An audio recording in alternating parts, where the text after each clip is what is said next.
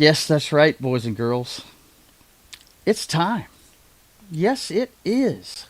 I hope you're ready. I really do. I really, really hope that you're ready.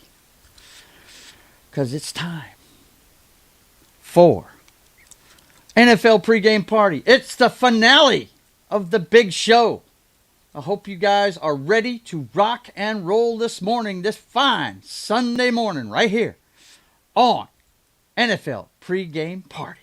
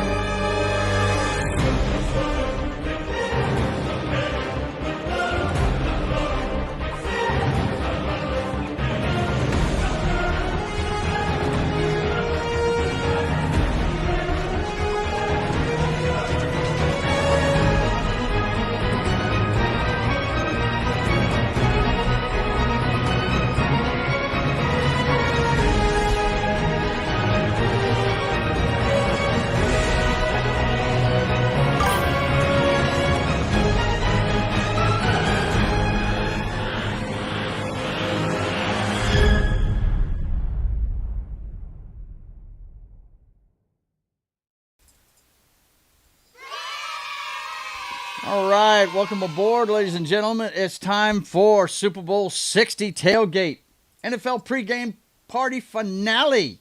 What is going on? It's good to see you guys. I'm your host, Joe's Atmosphere, and I am joined by my good friend, Das Wolfen. How you doing, man? It's good to see you. Yeah? Knock, how are you doing this morning, sir? Hello, doing good. Yeah. I know you guys aren't doing as well as I am, but I got to tell you, I am hyped. I cannot wait. It's Really? gonna I be couldn't so tell. much fun. Yeah, man. You know, I I don't can't. know why There's you're something excited. about your demeanor. Demeanor. Yeah. I know. It's just like that, man. I'm just look. It's a great day. You guys know that I still can't believe that we're in it. I did not expect this in our new head coach's second year. You guys know I didn't expect this. And but once we got home field advantage, I had a good feeling about us getting here. Now whether we win it or not, that's another thing. We'll see what happens. But yeah, I'm very excited that we're here. Highlander may be joining us. I don't know. I sent him the email. He may show up. Not sure, but guys, I want to thank you all for being here, especially you two all year long. It's been a fun ride. So let's go ahead and wrap this thing up this year, man. Where do we want to start? Do we want to break down the game? Do we want to talk about the coaching carousel leading up to it? What do you want to do? I think the biggest plot twist would be not to talk about the game at all. Right, not to talk about the game at all. Well, not M. hey, Night Shyamalan. right. Subverting I expectations. Yeah. I guess I guess the big thing would be to discuss how they got here. Yeah, Talk about their season. absolutely. Maybe pull up their schedule Yeah, I can um, do that. Absolutely. and Let's just kind see. of look at the season it took, the games it took, some of the ones we remember. Mm-hmm. Let's start with the Patriots first. So the Sure, if we the gotta. opposite team, and then we can If we gotta. save the If we best for gotta. last. Well, real quick before we get started, let's say hi to the chat real quick. Of course, Keely Chow is here. He says, "Hey everybody, good early morning from Hong Kong."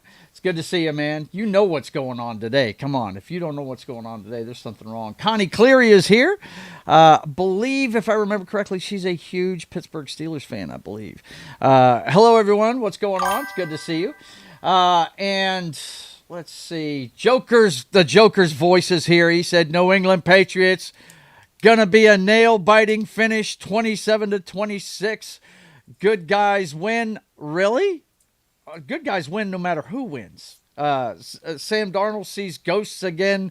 Good luck to you and your Seahawks, buddy. By Hey, the way, man, that good. 26 right there, that's because somebody went for 2. That had to be, right? And and didn't get it. So They didn't take the field. They didn't take the extra point. Or they threw for it and got intercepted on the 1 yard line. Maybe. Well, that too, yeah. That could happen. That'd be a crazy. That could finish happen. if We've won seen on a it. 2-point We've seen it. And he tells Keely Chow, roll tide, no doubt. Of course, the kick bots are in. Let's see who else is in here. That's it for now. I'm sure we'll have others stop by. But the New England Patriots. Let's take a look at them this year. They started with the loss to the Raiders.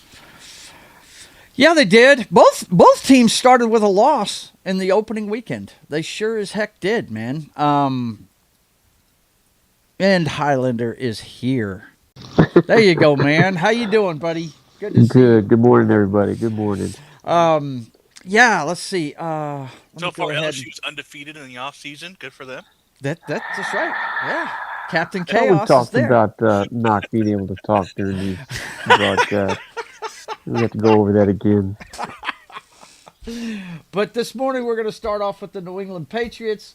Let's see if they've got their schedule on the page here. It's right there. Hit the full schedule. Here it is, full schedule right here. This is how they got there. They did start. I guess we're going to have to go all the way down to the bottom. Just go back. Okay. All right. I see how it's listed. Okay. Yeah. It showed the weird. Weird. Weird. Yeah, it's weird. They did lose to the Las Vegas Raiders, who they lost to the worst team in the league, by all accounts, because they've got the number 1 draft pick. They're going to end up getting Fernando Mendoza this year. That's an embarrassing loss right there. But they got back on track. Sorry for that kid. Who's that? Yeah, Mendoza? Oh my God, yeah. It's like the best human being getting the worst deal ever. Right. Because he does seem like a nice guy. He really does. Yeah. And he had a great game in the national championship. Let's see. Do not. Joker's voice says, "Do not besmirch the house of Vrabel, Kraft, and May." Let me tell you something, man. I was the guy that was loving the fact that Kraft went there. Okay.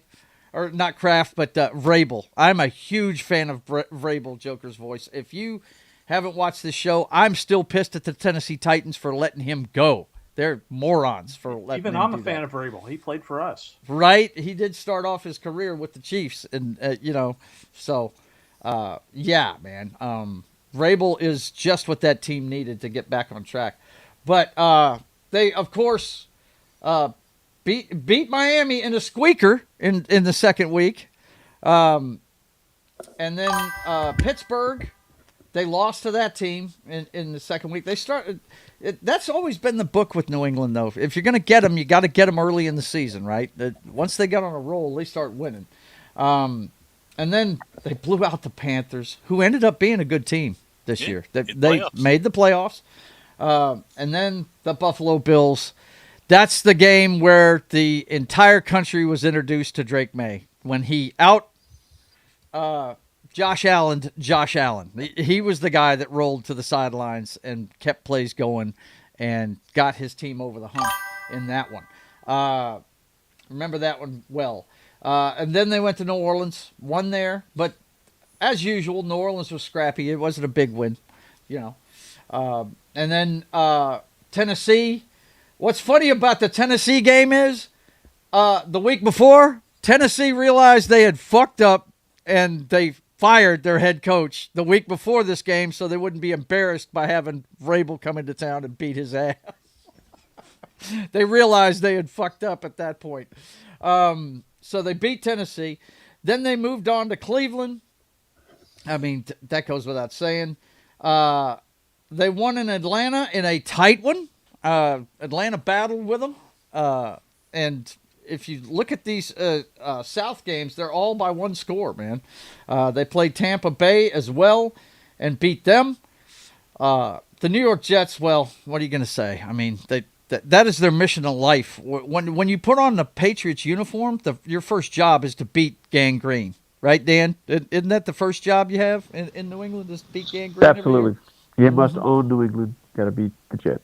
Yeah, that's right. And then they beat the Cincinnati Bengals, and that was, I think, Flacco was at the helm by that time. Joe Burrow hadn't come back yet, I don't think. I'm not sure who played in that game. Let's see the game center for that one. If they've got the box scores, here we go. Yeah, it was Flacco and Browning in that game. So yeah, the knock on these guys all year has been, who have they played? Right? That's what everybody's talking about. But Well, let me just say real quick on that there's so much parity in the NFL. Yeah, I don't put a lot of credence in who's got a weak schedule. You got to beat the teams in front of you. They're all getting paid. They all have the talent. It's who's going to do the extra work to be great. But you got to beat the teams in front of them. Yep, you do. Yeah, absolutely. And that's why I think I was going to say that it was, that's a bullshit argument, I think. And then you've got the New York Giants, which they had a bad year. They had the bye in 14. And then the rematch with Buffalo was the last game they lost. Buffalo got them in that one. Of course, it's division game, right? It's hard to beat your division opponents twice, So, yeah, we had that one. And that was in New England. And then they went on the winning streak they're on now. Baltimore was next. That defense made Lamar look human. And they got the job done there. Then, of course, we always have to sweep and destroy Gangrene. That must always happen. And part of the reason why Gangrene never gets anywhere, because New England. And then they blew out the Miami Dolphins, which was in disarray by that point in the season. And then we get to the playoffs, and they had to go 3 games. They were in the wild card round. They played the Chargers and beat them in a slugfest where the Chargers, my gosh, their front line's been their problem all year long, hasn't it? And they just got after Herbert, who I'm a fan of, but yeah, they got after him, and there's nothing they can do about it. He got 1 vote for freaking MVP. I want to beat that person because that should have went to Drake May. Why? Because Matt won it by 1 vote? Is that what you? Yep. Oh man, you're upset by that. Well, I think Matt should have won it anyway. And then you've got the Houston Texans, and my gosh, that defense. Well, I think what that defense did was just shine a light on the decision making of C.J. Stroud. Under pressure, he's not good. When he's on schedule, he's good, but man, if you get to him. Yeah, he made some bad decisions in that game. I still can't believe at halftime they didn't sit him. Yeah, at some point you've got to make that decision, don't you? Yeah. I mean, it was so like bad. Not throwing picks in the third quarter. Right. Just wow. Anyway, and then we've got the Denver game where look, you didn't have our quarterback. I really believe that. Yeah, the lack of Bo Nix and. The decision-making of Sean Payton. Not taking... If you guys had gone up 10-0 on that team early, and then that snow shit had started, I think it's a different game. How many field goals did the kicker miss for? He did. He missed 2 of them for sure. And then they missed 1. Mm-hmm. I mean, Yep. They could very easily have won that game. Wasn't excited about their quarterback, but that game was there to be had. Yeah, and that's 7 points is only because they got the turnover inside the 20. Yeah. Yeah, I mean, because of a bad decision by that young kid. And you can't, yes, of course, it's his fault. He shouldn't have done that. But not having Bo Nix wouldn't have done that. He'd have eaten that You don't ball. know what Bo Nix would have done. These guys are still human beings. They're making millions of dollars. They need to make good decisions. But look, Vrabel goes for it on 4th down. Yeah. He probably they end up getting points out of that. So. You gotta put your faith in your team. You can't just not call plays. Well, I think he did put faith in his team. It was obvious with that first or was it the second drive that he hit the 2 big ones and they got the touchdown? Was that the second drive? I think it was the second. I think it was the second one. Yeah. The 2 missed field goals are huge in that game because of the points for the premium, right? Yeah, they were. Always take the points. This gotta score. hit those field goals. Go ahead, Dan. I'm sorry. Go ahead. No, I'm saying that's the difference in the game. They got to hit the field goals. The guys got to hit those field goals. You Yep. got to. And I think if Bo Nix is in there, he should have gone for it because his whole reasoning was he felt they had the momentum but I mean you have the backup in there on 4th and 1. Dude, just get the points, man. It's not the time to. His aggression's good at times. It worked against the Eagles where they went for 2 to get the lead instead of going for the tie. And that changed the whole complexion of the game. But it's come on, that was your backup. Just get the points. Yeah.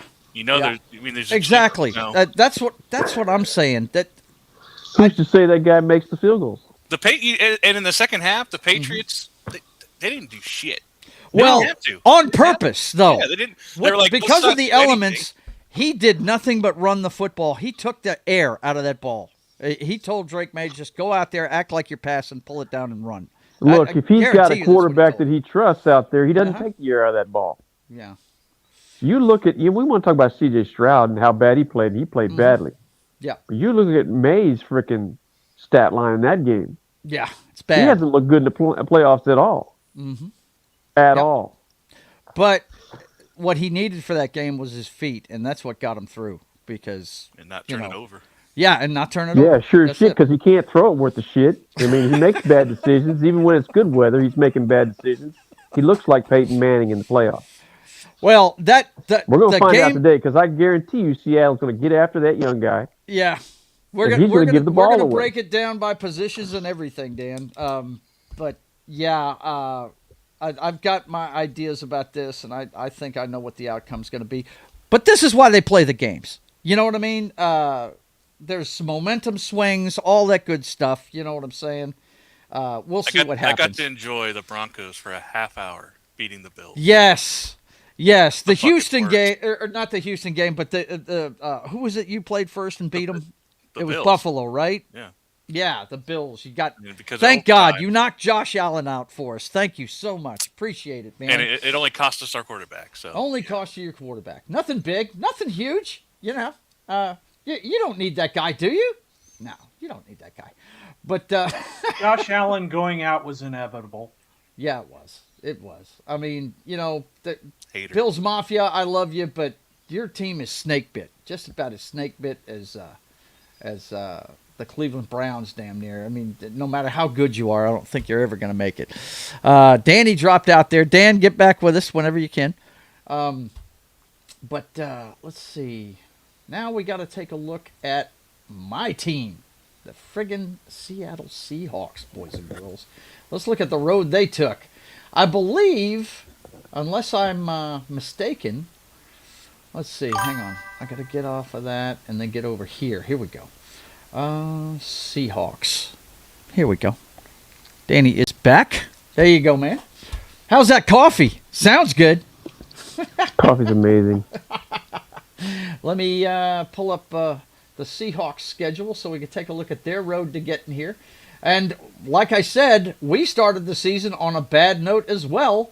It was the 49ers that got us on opening day. Team that I thought was going to win it all this year, and we'll talk about that here in a little bit. But yeah, week 1, 49ers got us by 4 points. And I believe, if I remember correctly, Sam Darnold threw a few picks in that one and turned the ball over a little bit. And let's see, where is the box score? There it is. Box score. That'll tell us. I believe the passing yards and everything. How many turnovers were there? Does it say in here? He had no interceptions. He had no interceptions in that one. I'm shocked, man. Wow. Okay. Because he did throw a few. Yeah, Purdy threw 2 in that game. But yeah, they lost that one. But they, and much like New England, you got to get them early, right? They beat Pittsburgh in Pittsburgh. They beat New Orleans handily. They beat Arizona. You notice when we start playing in the West, people know Not us. sure we had to have the extra, editorial on the Saints win, but whatever. What is it now? What about Moving the? on. For saying handily. Oh, okay. I'm sorry. Don't know why we have to have the extra with the I'm Saints just loss. looking at the score, sir. I'm just Taking great joy in talking no, about that. not joy, not at all. But the Arizona Cardinals. I think Jacoby Brissett was in at this time. I think Murray was out most of the season, wasn't he? And then we had the loss to Tampa. I don't know what it is about Tampa, but we always lose to them. And that's the 76 expansion bowl right there. You know what I mean? They were the two teams that came. I'm sorry? Also on the complete other side of the country. Yeah, you can get that's true. They do have. I mean, the complete other side, right? All the way down to Florida, and they're up in the Great Northwest, right? And then they went to Jacksonville and beat Fabio, right? Or was that in Seattle? It might have been in Seattle. Yeah. No, it was in Jacksonville. They beat the Houston Texans. They beat the Houston Texans in that mammoth defense of theirs. They beat them. Is Lumen Field in Seattle? Yes, it is. Okay, so the Bucks had to travel across the sea. Or Is across that the what land. it is? Okay. Yeah, they went to your house. All I remember about that game was they were wearing the throwbacks, man, and I love the throwbacks, dude. I love the throwback uniforms. I love the creamsicle on the Buccaneers. The only thing I wish is that they had the pirate flag, because that Errol Flynn looking thing with the guy with the knife in his mouth, it's kind of weird looking. But yeah, I love the creamsicle uniforms for the Tampa Bay Bucks. Swashbuckler. Yep, the swashbuckler. And then they got Washington. They got Arizona big time, second time around. Their last loss was to the Los Angeles Rams. Los Angeles Rams. First time around, they got them. But you know what's funny about that game? Now, I know for a fact that Sam Darnold, this was his worst game of the season. He threw 4 picks in that game. And they still missed a field goal to lose it, if you know what I'm saying. Jacoby Myers had a chance, or not Jacoby Myers, but Myers is our kicker. I don't remember his first name. But he had a chance and missed a field goal at the end of it. So even with those turnovers, that's when I started thinking, hey, man, we've got a good team. And at that point, the trade deadline had already happened, and we got that gift from New Orleans. We got Rashid Shaheed, and he's made a big difference for us down the stretch. Again, with the extra editorial, I don't understand. It was a gift. I can't believe they let him go, dude. I mean, wouldn't you like to have that guy? I mean, you know. Tennessee Titans, we beat them. Beat Minnesota. Beat them up. Of course, they've had their quarterback problems all year. I think this is about the time that J.J. McCarthy came back from injury, and he was just starting again, I think. No, this is when their third stringer was getting drugged down by DeMarcus Lawrence, and he just threw it away right into a friggin' Seahawk for a pick six. Yeah, this was an ugly game for the Vikings. They had their third string quarterback in this one. And then you had the Atlanta Falcons, destroyed them. Friggin' the Colts, that was a tough game right there. That was a tough game. And believe it or not, that was Phillip Rivers' first game back in the NFL in, 2 years, I think? Yeah, that was he kept them in that game, and we had to kick 6 field goals to win it. We never got in the end zone. The Colts were playing their ass off for Phil, man. That was a pretty cool game right there. Then the Rams game. This is the one where the whole country had to sit up and take notice, because once again, it started off like it did the first time they played. Darnold throws a couple interceptions. They're down, 17 points going into the fourth. And then Shaheed breaks the punt return for a touchdown. And it totally changes the momentum of that game. And that's why I always talk about momentum and what it can do for football games. Because all of a sudden, the Seahawks defense came out fired up, started getting after Matt and the Rams, and we came back. We did it. It was pretty damn awesome. I loved that game, and it was funny. We were talking in the text thread, if you remember, guys, that night, and I think it was Knock that asked me, "Are they going to go for two?" Because what happened in overtime? Rams went down and scored, and we were driving to try and tie it up, and I think it was Knock. I think it was him that asked me, "Are they going to go for two?" And I said, "Hell yeah, they're going to go for two," because if you remember, this game was whoever won it was going to have one up on the other team for home field advantage, and at that point, we were the two best teams in the NFC. I think who else had a chance? I think the Niners had an outside chance if everything went their way The to get it. 49ers, the Bears had a slight chance. The Bears did have a chance at that time. It was really in flux, but if we'd have lost that game, we'd have lost all tiebreakers with the Rams because they had swept us if they won that game, right? And I said, yeah, they're going for two. This is one of those times where you have to go for two and try and win that game because of what it comes down to. And sure enough, they did it. They pulled it off, man. This is the game. And every time I told you guys leading up to the playoffs, I said they can't let Seattle get home field advantage because wild shit happens in Seattle. It always does. By the way, and you remember? I'm sorry. Go ahead, Knock. Yeah, I just wanted to mention the dumbest 2-point conversion that you'll ever see. That's what I was about to talk about. Okay. Go ahead, man. No, that's all I had. No, go ahead. You got it. Tell them what happened. Yeah, it was. I think it was the backward pass that got deflected, and it got picked up, clear as day, picked up, and he just kind of walked all he's doing is picking it up to give it to the ref. That's all that running back was doing. And the ref happened to be in the end zone. If the ref was behind him, he would have went backwards. If that ball doesn't cross the frickin', if it doesn't cross the goal line. That was the craziest 2-point conversion. I mean, yeah, it was. It was crazy. But that's why I say you can't let them have home field advantage. Crazy shit happens in Seattle. It always does, man. Always does. And then we had the Panthers game, which was a good one. At this point, the Panthers were in it. They were fighting for their playoff lives. So that was a tough one. Danny, you got something on the background there? I think he's strumming on the guitar. I don't know what's going on there. Let's see. 1976. No, I was muted. No, you weren't.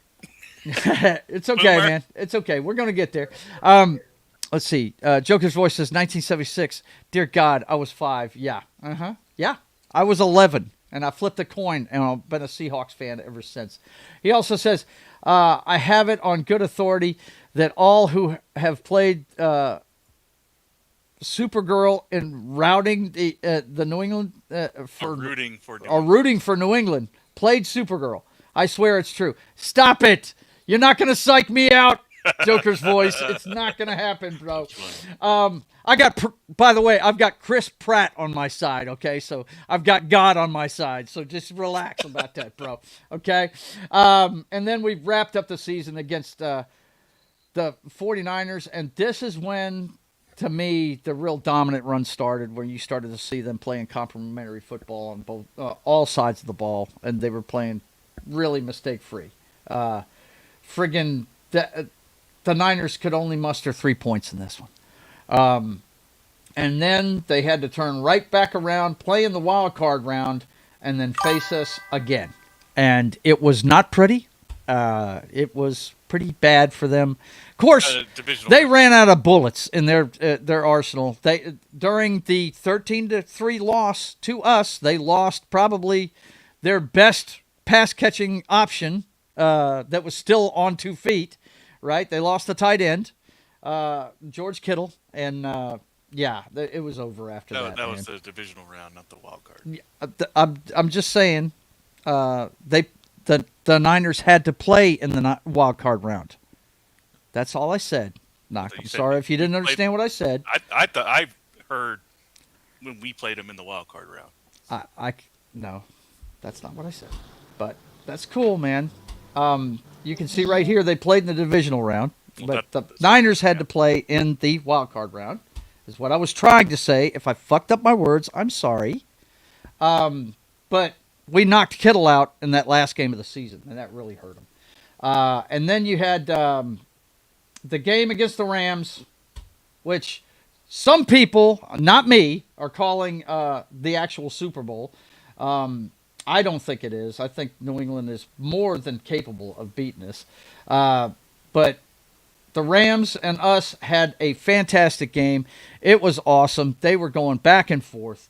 But it really came down to the mistakes that were made and the mistakes that weren't being made by the guy that everybody thought was going to implode. They thought that Sam Darnold was going to start giving it away to the other team. And it didn't happen. He was eating the ball. He was taking the sacks, and he was making good throws, too. So, you know, it really came down to that friggin' the muff punt. You know, that was the big swing in that game. We jumped on it, and we took advantage of it. Is that good coffee, Dan? It sounds delicious. Let's see. You may have God on your side, but even God is afraid of Drake May. Chuck Norris won't mess with the savior of the NFL, whose name is May. Okay, I hear you, man. I hear you. Okay, you guys. I got you. I'm a Drake May stan, but let's come on, bro. Let's come keep on. it some. I think he's doing it more for Joe's benefit. He is. He's trying to psych me out. When it comes to whining in football, Texans fans do more whining about the Oilers being stolen from than the Whiners fans do when their team gets beat up by the Seahawks. Yeah, no doubt. That's for sure. Words are hard, Nina Infinity. Yeah, you're right, Keely Chow. My words come out wrong half the damn time. But anyway, yeah, so that's the road to the Super Bowl for these two guys, for these two teams. And really, guys, I'm telling you, I still can't believe they're in it. I mean, I never expected them to turn it around this quickly. The turnaround by the New England Patriots doesn't surprise me because of the head coach. I fully expected him to turn things around there because they needed a little bit more continuity than they got out of Gerard Mayo, I think. You know what I mean? He really brought the ethics of the organization back to him. So, but the turnaround that Mike McDonald's done with the Seahawks is just, and he's done it through the draft and carefully selecting his free agents. You know what I mean? I love Lawrence. I always have liked him. I watched him play in Dallas for years. I mean, you know, I'm in Dallas's market, so I get to see them a lot. But, you know, Reed and Williams on that front line, I mean, woof, good stuff. So maybe we should start next up by breaking it down by, the different sides of the ball and how we think they're going to do. What do you think about that, guys? You want to do that? Sure. Okay. Well, let's start with the quarterback position. We'll start with the quarterback. Who gets the check for the quarterback? Would it be Seattle? Or would it be the New England Patriots? Who would you give that check mark to? On the whole. Gridiron Master, good to see you. That's what we're discussing right now, buddy. We're breaking it down by position right now. I think because we're talking specifically this game, Mm-hmm. not the future, of Right. the franchise. Uh-huh. I think you got to go with Darnold and his experience. Yeah. Over the newcomer. Okay. All right. I mean, when you look at it talent-wise, the talent's Mays. clearly in Drake May's Yeah. wheelhouse. But I look at the Houston game. They won that game. Their defense showed up big time in that game and really supported Drake May. He made some throws, but he also made colossal blunders. He was fading back into their rush. He got strip sacked how many times? 2 or 3 times in that game. 2 or 3 times. Yeah. So I think you're right. When it comes to experience in big games and stuff like that, I think the check mark has to go to Sam Darnold in that one. What do you think, John? I agree that Darnold has more experience. Mm-hmm. But the problem is he is also known to blow. Right. The games up. grenade has not gone off yet. It Yeah. has not gone off yet. Just needs to stay. The pen needs to stay in for one more game. right? Just keep that pin in there for one more game, bro. And you know what? I think he understands that now. I think that's why we're seeing the kind of play we're seeing out of him this postseason. I think he knows he has a team around him. He doesn't have to get flustered. And well, go ahead. And it's probably the next position you're going to talk about, but you got to keep that run game going.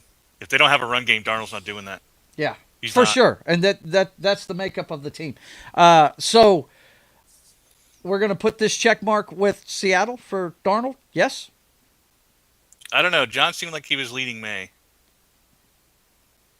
Yeah, I can't go against May. He's just, Okay. Well, he's I guess got we're a going to do lot- it. He may not do that. Okay. So what I'll do is I'll put check marks for each person. There were 2 for Seattle and 1 for New England. Okay. There you go. That's how we'll do it. We'll do about total check marks for each position. And I don't know So- if you can do it, but then we'll have to add them up at the end. Exactly. I will do I it. don't know if you're capable. I think I'm capable. I'm pretty sure. One. I mean, two, I may get words three, wrong, four. you know, but yeah. Okay. No, I think you were right on the last one. It was me that misheard it. Yep. Halfback position, boys and girls. I think the best halfback on the field plays for the Seahawks. But he doesn't have his pinch hitter this time. Yeah. I Um, think if Charbonnet was still there, it would go to Seattle. But that Henderson and Stevenson combo is. Yeah, I think I got to lean towards them. So you're I going agree. New England. Yeah. I'm going to England. You going New England as well? I'm going with the Seahawks because I've seen Walker and how badass he is. So I've seen it too when he's not hurt. right. Wide receiver core. Who you got to give that check mark to? We got 2 good receiving cores. Yeah, But the offensive player of the year plays for one of these teams. And I he feel happens to be a like- wide receiver. Plus, the number 2 receiver for our team has been a Super Bowl MVP. Yeah, So- but he hasn't been. Yeah, we've seen. He some hasn't drops been- this year. what? We've seen some drops this year from Cup. He's had Seen some some great plays. touchdowns in the postseason, too. That's fine. I'm just saying there has been some drops in this. I'm putting my check mark on the Seahawks for the wide receiver I core. think I'm gonna go. I'm gonna have to go with Seahawks. I could see that. I mean, they do have the best wide receiver on the field for sure. Mm-hmm. I think I like the wide receivers for the Patriots and their tight end. I'm including the tight ends. Or are we No, doing we're tight going to ends, do or a is it- separate mark for the Okay, tight end. then yeah, Seahawks. Yeah. Mm-hmm. I think if you put those two together, I'm going to go Patriots. But if we're separating them, then I We are separating them, and we'll Yeah. talk about that one next. I do No. give the tight end mark to the New England Patriots. They have the better Hunter tight Henry. end. I really like Hunter that. Henry has always been a good tight end, Yep. even in his days languishing in San Diego / Los Yep. Angeles. Yeah. Yeah, I've always liked him. He's good. I think we can confidently say that the tight end. Now, our tight end has been playing well. He has, but he Before we has nowhere near the experience of Hunter Henry. Before no we go doubt. too far from the wide receivers, though, who's the guy you like to say all the time there, Joe, for New England? Yeah. Booty. Booty. He's You a know- wide LSU wide receiver, right? And, I mean- and Diggs hasn't been no slouch. He's this from year. he's from Wide Receiver University down there in Louisiana. You know, And Yep. Stephon Diggs has been no slouch this year. So, I do like their wide receiver core. But Yep, absolutely. Let's see. Joker's voice says scary part is May is on his rookie contract. Pats have a boatload of draft picks and a $40 million cap space to play with. Oh, no doubt. I'm not. Let me tell you something, Joker's voice. I don't think the Seahawks are going to be going every year or anything. Like I said, I'm shocked we're here. It's a testament to Mike McDonald and his ability. He may be the first guy since Belichick to call his own defense as a head coach in the Super Bowl. So I mean, I know they've always got a defensive coordinator on these teams, but trust me, he does the play calling on the defense. Mike McDonald does. But yes, the upside to the Patriots for the next 3 years, you're going to have to contend with them fuckers. That's for damn sure. In the AFC, yeah, those days are back, boys and girls. They are back. Yes, Charbonnet is gone, Idaho Mike. He tore his ACL, so he's gone for the season. He's Yep. done. who's that third Lord string? Toth, good to see you. Good to see you, man. I'm just saying hi to everybody. He says, go Raiders. Well, you got the number 1 pick in the draft. You beat the Patriots opening game this season. That's the feather in your cap this year, I guess. That was their Super Bowl. Yeah, that was their Super Bowl opening day. We're having a good one. I'm having a great one because my team's in the Super Bowl, okay? So, yeah, thanks a lot. This is a shocking Super Bowl. Yeah, I mean, my dad called me after the Seahawks won, and he said, you know, the chances of these two teams being in the Super Bowl at the beginning of the season was just through the roof, unheard of. I was like, yeah, I know. It was probably 300 to 1 that either one of these teams was going to the Super Bowl, you know? So, anyway, let's continue. We got 3 checks for the tight end over here. Offensive line. I believe you guys know where this check mark goes. And it's a testament to our running game all season long. We have got a bunch of maulers up front. Yeah. What do you think, Knock? You know, I think it's kind of tied. I mean, you can't not talk about the pass running game either. Okay, sure. Yeah. I see Drake May running a lot because he's in trouble. I do see that a lot. And he got strip sacked quite a bit. Throw a lot of picks too, so, you know. Yeah, but, you know. It's not because he's making bad decisions completely. You know, it's because he's repped into bad decisions. So do you want to put it with New England? Is there a tie? And their rookie left tackle? Do you want to do that? Can I do a no-check tie? Sure. We'll leave you out of this one. You're non-committal. You have no nuts. Yeah. Got it. Okay. For me, it's the run game of both of them. I think both their run games have been really great, and the pass games are whatever. Okay. Well, there you go. We have our first tie from Mr. Crazy Man over there. Defensive line. Who do you give it to? I give it to Seattle for one reason, and one reason only. Both teams have great inside rushers. Yeah. Both teams have great the nose tackle. Milton Williams, he played last year in the Super Bowl. Okay? And he may be like Deion Sanders, you know, moving from one defense to another, winning another one. Right? But DeMarcus Lawrence is why he is, out of all the players on the field, he is the pass rusher in this game. You see a lot of inside, Reed and Williams on our front line get a lot of sacks because they double team DeMarcus Lawrence. So I'm going to give that check mark on defensive line to the Seattle Seahawks. What do you think, John? Who you got on that one?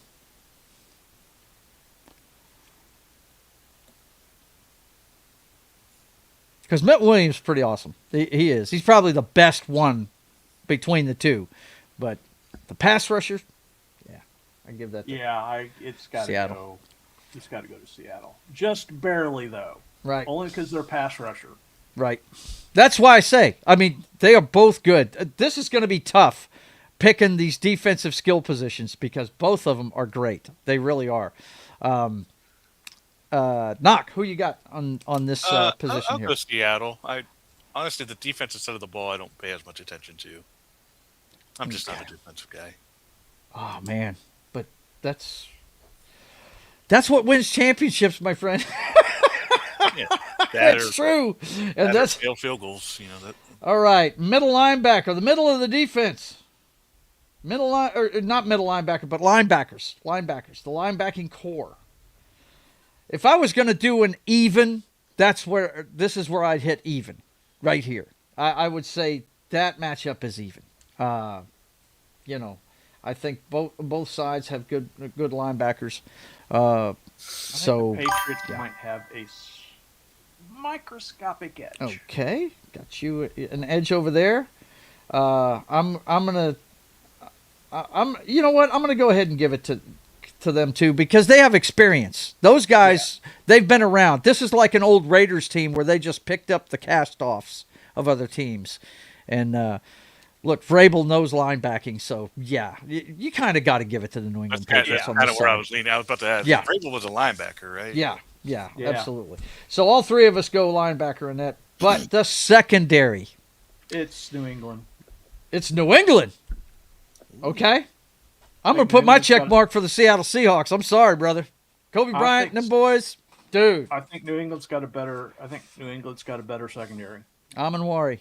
That's all I'm going I'm to tell not to you. okay. So I'm gonna. Here's why I'm gonna go with the Patriots Go. because you guys have an idiot there on the cornerback there that could Yeah. cost you a game. Yes, we do. Is it his name? Is it Woolen? Is that his name? Yeah, that sounds right. Oh my God! Sorry, bro. I know. He almost cost them the game. He almost did cost us the game against the Rams. He did. Yeah. I think did he make up for it later? I think he got the pick. Yes, he right? did. He got a pick So down the stretch. Kind of made up yeah, for he it, did. but Yeah. But yeah, he was stupid in that game. Yes, he was. Kay says she sent me a tip. I appreciate that, young lady. I'll look at that here in a second. Thank you very much. And by the way, you guys can send me a tip anytime you want to. The link's always in the chat there. It's with Stream Elements. Lord Toth's laughing over here at us. But yeah, I know he's a dumbass, and they're young, but they get after it, man. I'm telling you, you're going to see a lot of number 3 today. A lot. They're going to blitz him. He's the guy. He's the modern day Cam Chancellor. Okay. Whenever he comes in for a tackle, that guy's not going any further. He says, come no further. Number 3 will put you in the dirt. That's why I give them the check mark. I mean, I know the best corner on the field is Gonzalez. We know that from New England. He's fantastic. The guy is awesome. He's a shutdown corner. But I think as a unit, our guys are go-getters, man. They go after the ball. So I'm going to put the secondary check mark with the Seahawks. You guys got it with the New England Patriots. Okay, special teams. I mean, there's a reason why you're saying special teams, so you know it's a Seahawks. No, this Come is on. I'm doing what Jimmy the Greek used to do. He used to break it down like this back in the day. Special teams. There's 3 phases. Listen to you. You are blowing off the 3rd phase of the game. How did we beat the Rams, dude? How did we beat the Rams in the 2nd game? If Shaheed doesn't return that punt for a touchdown, we don't win that game. He saved our ass. It is important. Can your field goal kicker make kicks? They definitely, he did it in that one game they lost to the Rams, so I don't know. But he kicked 6 of them against the Colts. 6 of them. Didn't miss a one. He's got plenty of practice then. Got plenty of practice. That's right. It's a season. Who you give it to? Special teams. I'll go Seahawks just because of Shaheed. Okay. What do you think? They got a better return team, but the problem is your guys' kicker. What? Myers ain't bad. He's just as good as the guy from New England. Yeah. He misses kicks just as often as the guy in New England. That's even. Who's the better return guy? They've got a good return guy in New England. You've got the better one, yeah. That's why I said I'm gonna give it to you because you're a return guy. There you go. Okay, so if we add this all up, boys and girls, we've got 1, 2, 3, 4, 5, 6, 7, 8, 9, 10, 11, 12, 13, 14, 15 check marks for the Seahawks. 1, 2, 3, 4, 5, 6, 7, 8, 9, 10, 11 check marks for the New England Patriots. There you go. That's one way to look at it, boys and girls. Just saying. All right. There we go. That just says the better athletes on the field, or the total knowledge and athletic ability, is leaning towards the young Seahawks team, you know. Yeah. But you've got a lot of wily old veterans on that New England team, dude. You've got a lot of them. I think one that's going to rear his ugly head today, and I hate to say it, that wide receiver for New England that played for the Bills for years. What's his name? Stephon Diggs. Stephon Diggs, that's it. Yep. I was having a brain fart on his name. Yeah, I think he's going to be huge in this game. He's going to be a real asset for friggin' number 10 to go after, Drake May. Okay, ladies and gentlemen, let's see. What do we want to get into next? I got it. Okay, Let's take a break from football, gentlemen. I have a topic for you. And this. If we have any Super Bowl watchers out there, this includes you, or maybe even just a big sports game that you get. Okay. What are the foods of the day for a Super Bowl Sunday? What are the finger foods, the dinner? What is the specialties of the day? I know what I'm getting. This is halftime of our show, by the way. Yeah. Yeah, exactly. Yeah, this is where we take a break from the football. We discuss the important things. What do we got on the menu for today, boys? I got wings. I got some wings that I'm going to be having. That's for sure. I have a gorgeous inch-thick ribeye being grilled outside by my wife for me today. I have for finger foods, of course, we're going to have rotel, chips and dips, that kind of thing. But she also makes these chicken breast nuggets wrapped in bacon, covered in brown sugar and chili pepper. And it is awesome. And she also makes another thing, bacon-wrapped petite potatoes with ranch on it that are just awesome, too. So that's the kind of stuff I'm going to be munching on all day long. She started her prep last night. There was counter covered in strips of bacon and rolling chicken in it, Nice. rolling potatoes in it. Oh, man. Good stuff. Good stuff. No doubt. What about you, John? Nothing. I'm not doing anything special. Really? Yeah. Okay. I'm going to be cleaning out the garage up until. Okay. Kickoff. All right. So Is, come on, Joe. This is a general. It doesn't have to be just this year. What? It could be your favorite. All time. You've obviously been to a couple of Super Bowls, so you had to have something good. What Yeah. were some of your favorites in the past that you would munch on before the game? Well, there's got to be little Smokies. Smokies. Oh, I love. There Smokies. you go. There you go. Obviously, chips and dip or chips and salsa of some kind. Okay. Yep. Mm-hmm. You do like the? Do you guys have like the cool the sombrero plate or whatever they call it, where it's got the dip in the middle and then it's. Oh, yeah, that's Rhonda's thing. Yeah. Yeah. Mm-hmm. The little Absolutely. spread.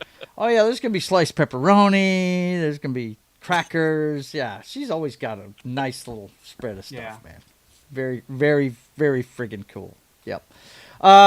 Speaking of halftime, though, does anybody care who's playing at halftime? I personally think they're blowing this shit way out of proportion. I think it's dumb as fuck.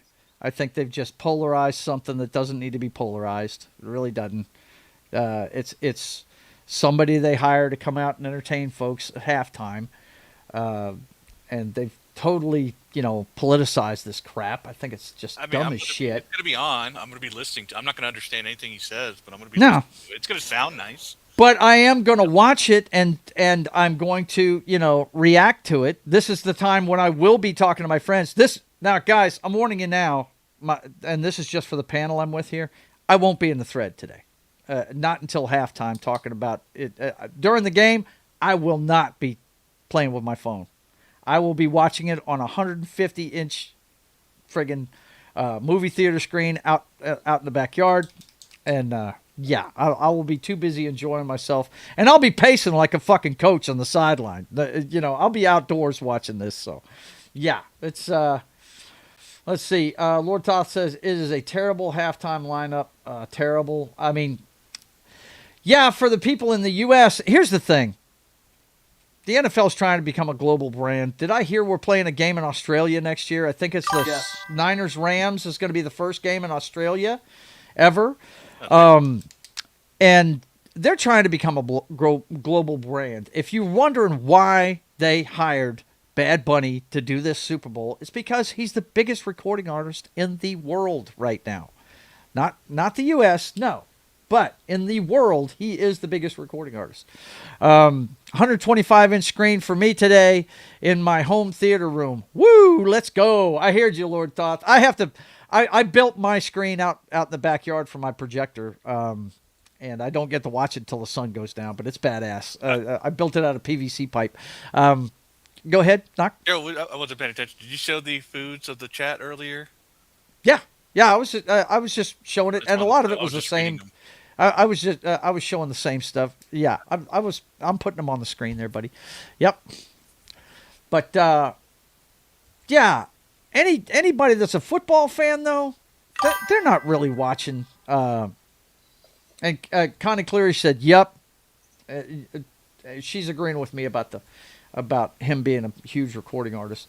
But football fans, they talk about the game at halftime. They don't give a shit about, I gave a shit when Janet Jackson was on there because I think she's hot. And I loved what that idiot did at the end of that performance. But, I got to tell you, as far as halftime goes here the last few years, I think the last one I watched was when Shakira and J-Lo were on it. And just because I'm a huge Shakira fan, But there, once again, Shakira, she's had some hits here in the U.S., but she's better known around the world, Yeah. She's an international star, so. Well, see, but the problem is they had an option of somebody from San Francisco that has a global reach and a global audience. Who's that? Metallica. Really? Football. Wow. The people in charge of EA, the NFL, they don't care. That's about anything. well, They you don't know care who about anything does? outside Okay, of R&B and popular these days. you know why, don't you? Because Jay-Z and Beyonce's company handles Their halftime show. their halftime shows. And they're never going to put on a hard rock show, ever. They're not.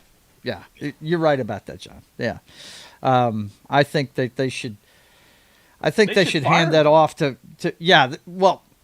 not Well, necessarily fire, but they should do it in house. They should look at the trends and do it in house. I think they should think about it with the some certain files that have been producing some names on them. They might want to distance themselves. a little Right. from They that. might want to do that.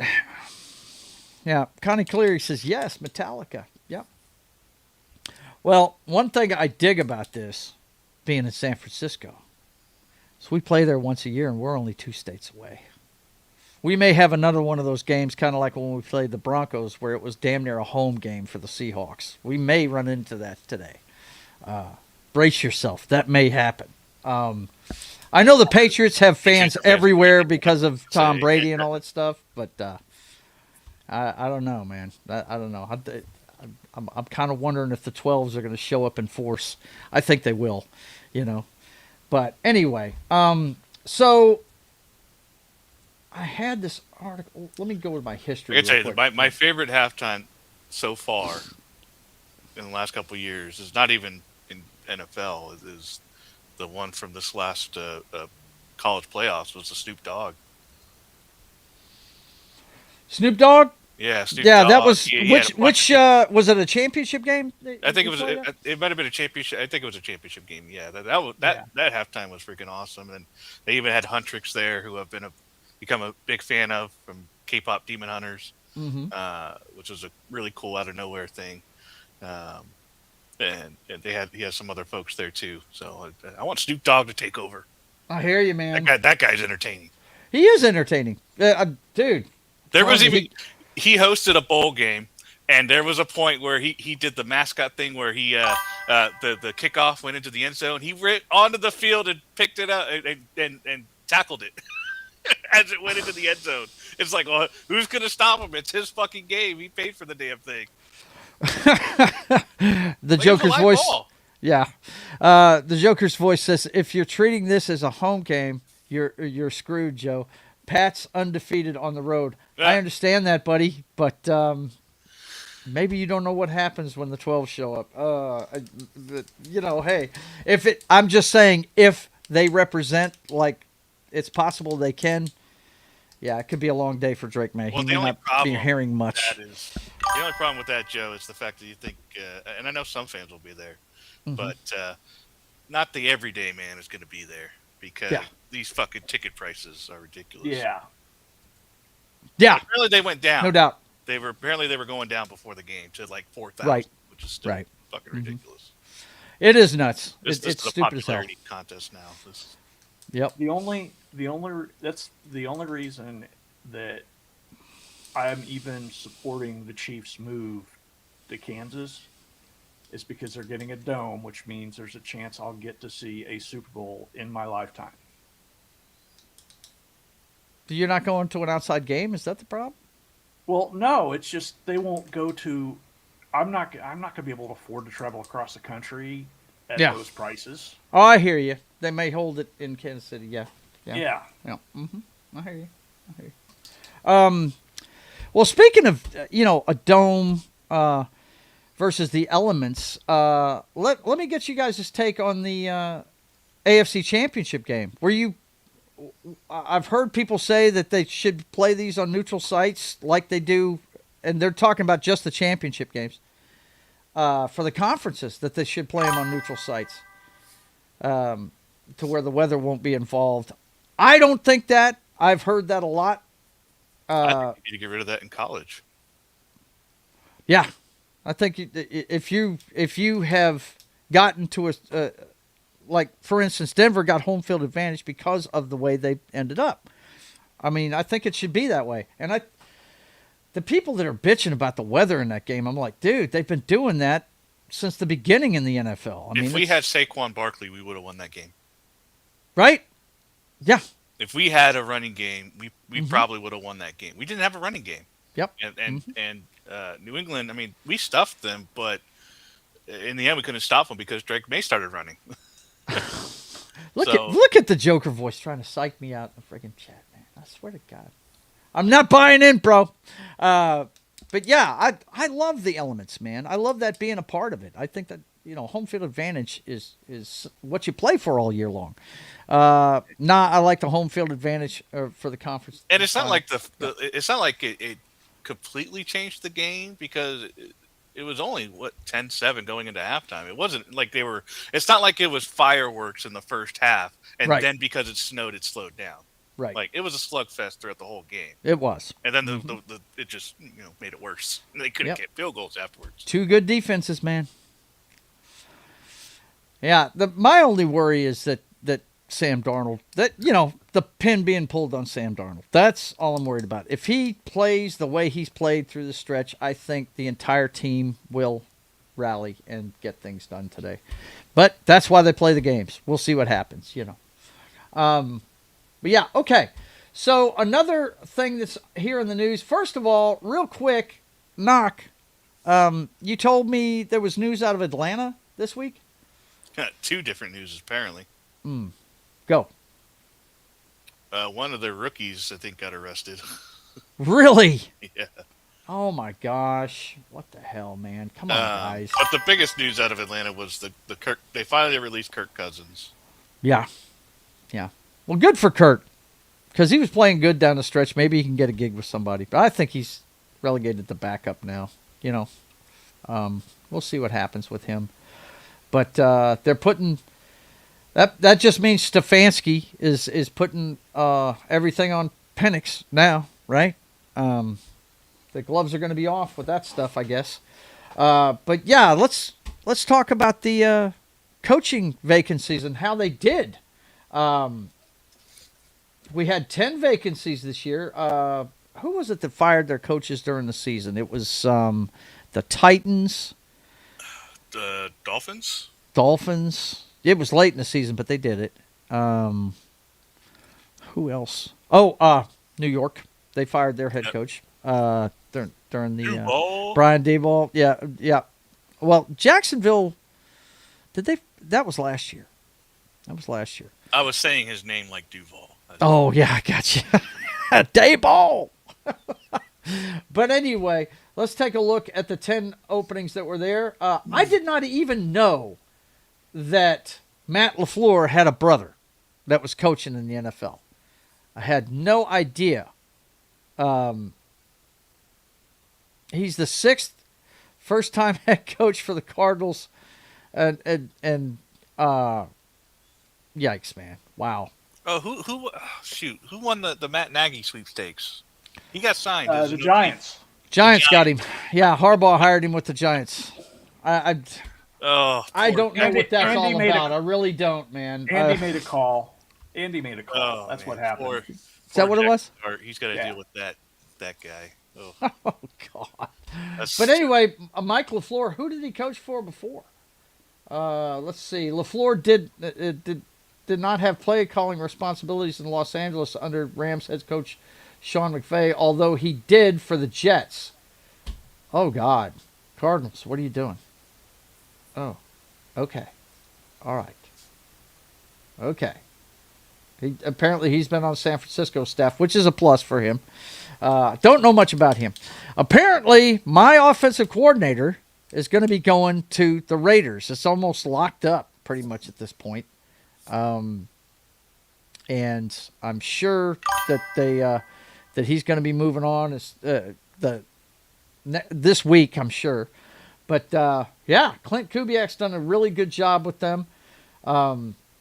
We've got an offense predicated on the running game. That's you know what? That's every team in the NFC West, though. All of them do that. The Rams, yeah, they've got Matthew Stafford, but it's all predicated on them being able to run the ball, you know, and playing off of that. A lot of play action in our divisions. You know, San Francisco and Christian McCaffrey, they're built to run the ball and everything. And they have the best friggin' fullback in the friggin' division, I'll tell you that. It's ridiculous. So, yeah, that's a good hire for them. I hated for him because he's going to the Raiders, and that's just, God. And, God, the coaching level around him is going to be a real challenge. I mean, you've got Sean Payton, you've got Andy Reid, you've got Jim Harbaugh. I mean, those are three guys that are probably going to be wearing yellow jackets before it's over with. You know what I mean? And he's got to coach against them every year. So it's a tall hill to climb for Clint Kubiak. Todd Monken, he's the offensive coordinator for the Ravens. He comes over to the Browns as their new head coach. You know what's fucked up about this job to me, guys? How many guys turned this job down that they went after? I mean, we heard stories about them going after several people that just said, no, we're not going to field any offers you have for us over here. You know what I mean? It's funny, in that the bottom of that paragraph, it says, the big question is whether highly successful Jim Schwartz, who's a candidate for the head coach, will be retained. They might have wanted to retain him, but he didn't want to retain them. He's gone. He's like, he left.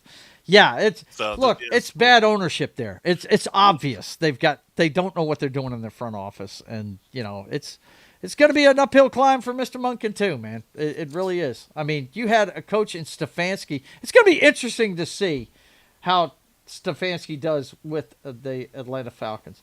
But yeah, he's got a long hill to climb. They have elevated Joe Brady, the guy that made Joe Burrow look like a Superman at LSU, and has improved Josh Allen's play over the last few years for the Buffalo Bills. They fired their head coach, Sean McDermott, after the owner went in and saw a bunch of grown men boo-hooing in the friggin'... This is what's funny to me, guys. They didn't give any of these grown men in the NFL locker room a bunch of shit for boo-hooing, but there's memes out there about Caleb Williams for crying during college. Just saying. It's a fucking stupid double standard. I don't know. I gave him crap for crying. Yeah, you should. It's football. It's a game. Stop it. You know, no the only crying I understand is when guys retire, and they have their press conference for retiring. I'll never forget Troy Aikman's. Man. Or you get your leg broke or something. Right? Yeah, I can understand pain or retiring, which is another kind of pain because part of your life is ending. You know what I mean? Yeah. That you've done forever. The rest of the shit, give me a break, man. Move on. Next season, let's go. You know. Be a man. Let's go. That's why Josh Allen will never win. Never make. Well, I'm on record saying he would not win with with Sean McDermott as the coach. But here's my thing. He didn't blow it for that team. No, his receivers did. It was the players that friggin' blew that game. You know, it was not the play calling or anything like that. Nope. Yeah, it's. I knew he wasn't going to win a championship with Sean McDermott because he really reminds me of Elway. I think when he's almost a senior citizen in the league and he figures out he's got to pick and choose when he runs the ball, that kind of thing. I mean, it's not Sean McDermott's fault that he hauled ass right before the half with that ball and just used it like a loaf of bread. That's not his fault. No. He didn't coach him to go out there and fumble the ball and give up points at the end of a half. I mean, it's dumb to me. But Joe Brady is a great offensive mind. Knock, I'm sure you like this move by them because I know you're all about the offenses in the NFL, and this guy is a great offensive mind. He's the one that's opened up that running game for Cook, and so, yeah, what do you think of this move for Buffalo? I think it's really smart. You don't change the offense because he was the offensive coordinator. So offensively, it's a smooth transition. Mm-hmm. I don't know what they have as far as their defense goes, but what he needs is get I don't know if he's still coaching anymore. He's probably retired at this point, but like a Wade Phillips. Yeah, right. Get one of those big. Get a Fangio in there. Some of those old,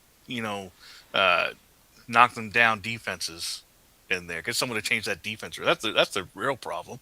They give up a lot of points. It doesn't matter what Josh Allen does. So even if he makes it, you need a team. You need a defense that can cover up your mistakes when you do make them. It's like watching the New Orleans Saints before Greg Williams got there and decided to start killing quarterbacks with his defense. Yeah, we don't need to go that extreme. But I'm just saying, definitely some attitude change there on that defense. Right, that defense is off for years. Imagine if Romo, with all the offensive numbers he put up, had a middle of the road defense half of his career, he'd have won a Super Bowl. He would have. That's what this team reminds me of. It reminds me of Romo's Cowboys or Drew Brees' Saints before their defense improved and got them to a Super Bowl. You know what I mean? Look at Joe Burrow. If he's not hurt, if he's got a half-decent O-line and a half-decent defense, he'd be winning Super Bowls every year. He would be going to the Super Bowl every other year, right? I mean, it's a proven fact. Joker's Voice says, I got to scoot before I dedicate my afternoon to Patriots Nation. I got to wrap up my WWE research for the next video. Toodles. Good luck, Joe. Good luck to you, too, Joker's Voice. I think you've heard me say it before.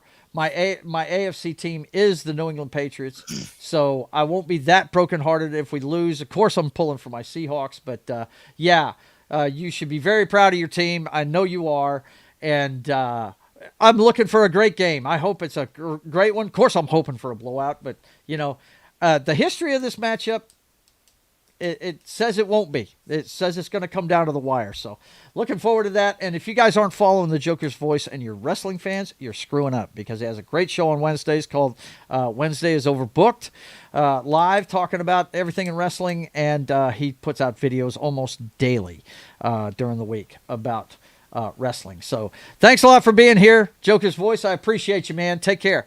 But yeah, I think this is a good move. If you're going to lose McDermott, this is a good move for them, elevating Brady. We'll see who he hires for defensive coordinator. Okay, next up, we've got the Pittsburgh Steelers, and they decided for the first time in their history to go for somebody that's been to a lot of places. He's only the fourth head coach of the Pittsburgh Steelers in their history since 1969 when Chuck Noll was hired. So, here we go. Pittsburgh Steelers, Mike McCarthy. And I don't know if you guys saw the press conference when he got hired. He was very emotional. This guy is from Pittsburgh. And you want to talk about what a career. This guy coached the Packers to a Super Bowl win, right? Then he goes on to the Dallas Cowboys and has 3 12-win seasons in a row with them. And then now he's going to go to another major nationally known franchise, and it's his hometown team, the Pittsburgh Steelers. I couldn't be happier for Mike McCarthy. I really couldn't. But I hate the fact that Mike Tomlin stepped away from football. I think we're really losing a great head coach. And I'm not a Pittsburgh Steelers fan. The first time my Seahawks went to the Super Bowl, they ended up fucking beating us. And when I was a kid, I was a Roger Staubach fan, and they beat us not once but twice in the Super Bowl. So I'm not a fan of them, but I do like their the way they run their team. I do like that a lot. I like their mentality of playing great defense and smart offense and that kind of thing. But Mike McCarthy, I like this move by them. What do you think? Do you think it's a move to try and keep Aaron Rodgers there, or? I think if they did, it's a big mistake. I think it is too. I think he had Mike McCarthy run out on a rail in Green Bay for LaFleur. You know what I mean? Yeah. So, what do you think? He didn't win a Super Bowl since Mike McCarthy. Right. That's true. Maybe he's changed his mind on McCarthy. You know? Yeah. Mm-hmm. I don't like it. I don't like it at all. I think the Steelers needed to do what they did before and go with someone in their 30s, you know. Right, which is their history, yeah. Mm-hmm. You know, this is going to be, 5-10 years maybe? Which is not bad for, as far as he can go. Yeah. You know? Right, he's in his early 60s, so it's not going to be a long run for him. He's 62. They had Chuck Noll for years. Then Bill Cowher was elevated from the defensive squad to the head coach. He had been with the team for a while. And then they hired Mike Tomlin from the outside. Mike Tomlin was the defensive coordinator for the Minnesota Vikings when they hired him. So, yeah, this is the first time they've gone after an experienced head coach. And I just hope they're not doing it to keep Aaron Rodgers. I hope they're doing it because Mike McCarthy is good with young quarterbacks. He's really good with them. He made Aaron Rodgers a better decision maker. He made Dak Prescott a better decision maker, and he's the reason why the Cowboys are so good offensively now, if you ask me. His tutelage of Dak. So, I'm hoping they made this move to try and get a young quarterback for him to groom. You know what I'm saying? And not just to keep Aaron Rodgers in the house. But I'm happy for Mike, though, because if you saw his press conference, he was extremely emotional during that press conference. He grew up in the Pittsburgh area, and he couldn't believe he was actually getting a shot to be the Pittsburgh Steelers head coach. Next up, same division, we got Jesse Minter being the new head coach for the Baltimore Ravens. How about this one? This is a defensive guy. I don't know much about Minter.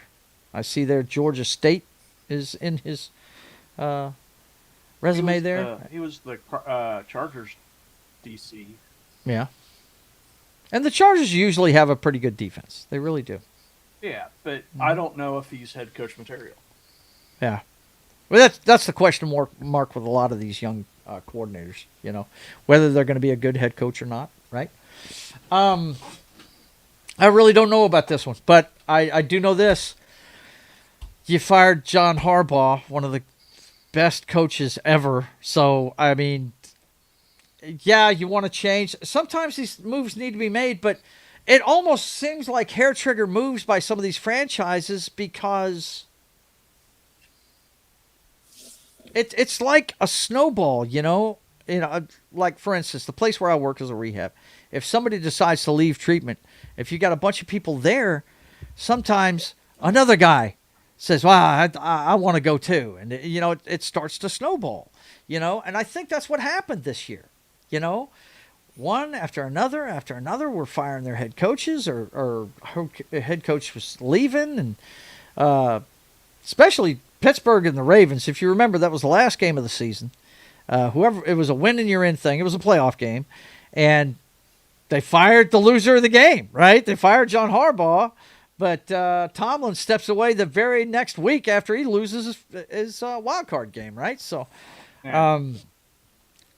it's just, I don't know if they're thinking long range when they do. And the week after that, the Bills get rid of and the Bills lose and they fire their guy. Yeah, it's John Payton should be happy right now. He didn't get right. There's a nice little. He's still got a fucking job, right? He could have been next.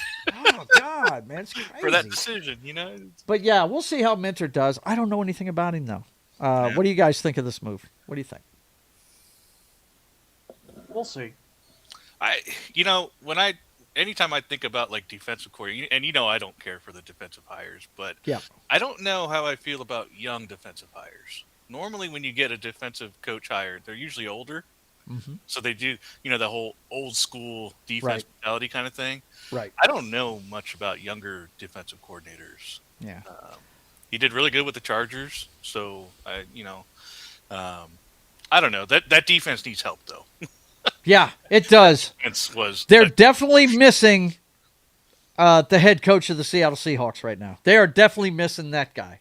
He has definitely taken his brand of football defensively and taken it to Seattle and been very successful with it. So they're definitely missing that guy. Mike McDonald is who I'm talking about. So we'll see what happens with the Ravens. I personally don't think they're going anywhere anyway. So my favorite pickup of all the coaches. Yeah, but my God, did he have to go here? I like Robert Saleh. I busted out laughing when I saw the headline for this one because it was the first thing I did was went to my phone and talked to the thread and said, "Joe, guess what? Guess what? Your boy Robert Saleh, who I like. I like Robert Saleh. He likes Saleh. Going to the worst I respect the good defensive coaches that I play against. And let's face it, we go 50-50 or worse against the Niners most times, And I told you guys to watch out that he would have the Niners back in the playoffs because he was there. Now, did I know Fred Warner was going to be gone? No. I did not know he was going to get injured and be gone for the whole year. That was a killer for that defense. But Robert Saleh is a really great defensive mind, and I don't think they should have fired him in New York. I don't think he was the problem in New York. I think New York's whole problem is their ownership. I don't think he was the solution either. Yeah, but the problem is Tennessee going to do the same thing, going, well, we got this defensive coach, and he's not really doing the offense like we want, so he's gone. Yeah, that is what they're going to do. And I don't – look, I have no faith in the Titans front office. I have none whatsoever. None. I think they're banking on him fixing making this defensive juggernaut, and then to support Cam Ward and let him mature. And let the rookie cook basically. Because look, what we saw out of Cam Ward, there's a lot of upside in that guy. There's a lot. Yeah, oh my God, that guy! He is good. He's good, bro. And his wide receivers were selling the shit out of him. So if they get some weapons, for him. Get him some support. Just look at what the Bears have done for Caleb Williams. Yeah, I don't know I don't know if they've gotten an offensive coordinator yet, but if you get someone like a Kingsbury, one of those proven offensive coordinators for a young QB, then I think they'll be pretty. They might surprise you. Yep, absolutely. But like I said, I put no faith in this brand whatsoever. The Tennessee Titans, I don't. They had the coach they needed, and they ran him out on a rail. They tried to blackball him, and it backfired on him. So much so that they fired the guy that replaced him right before they had to play him again. Yeah, it was bad. I put the Tennessee Titans front office in the same category as the Dallas front office and the Browns, the Jets. I mean, there's several of them. Yeah, they don't know what they're doing. It's bad. It's bad. Okay, next up, Jeff Hafley.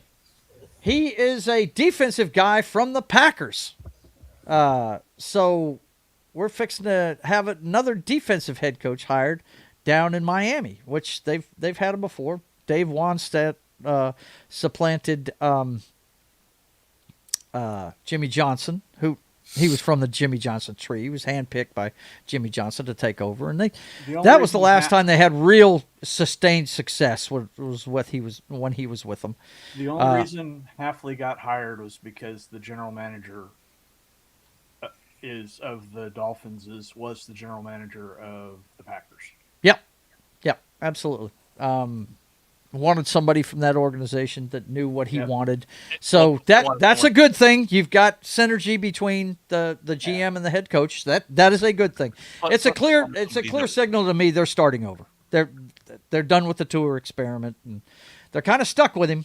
But I think that experiment is over. I think they're going to do what they can and live with this contract, and then start building a new team. Knock, I'm sorry, were you saying something? I'm just saying, I think they just wanted someone that didn't wear shorts. Yeah, Captain Capri Pants is going to Los Angeles, isn't he? To go to the Chargers? Yeah.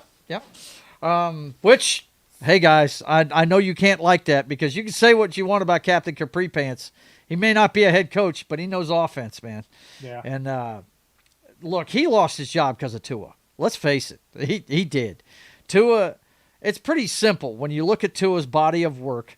If the offense is on schedule, he's great.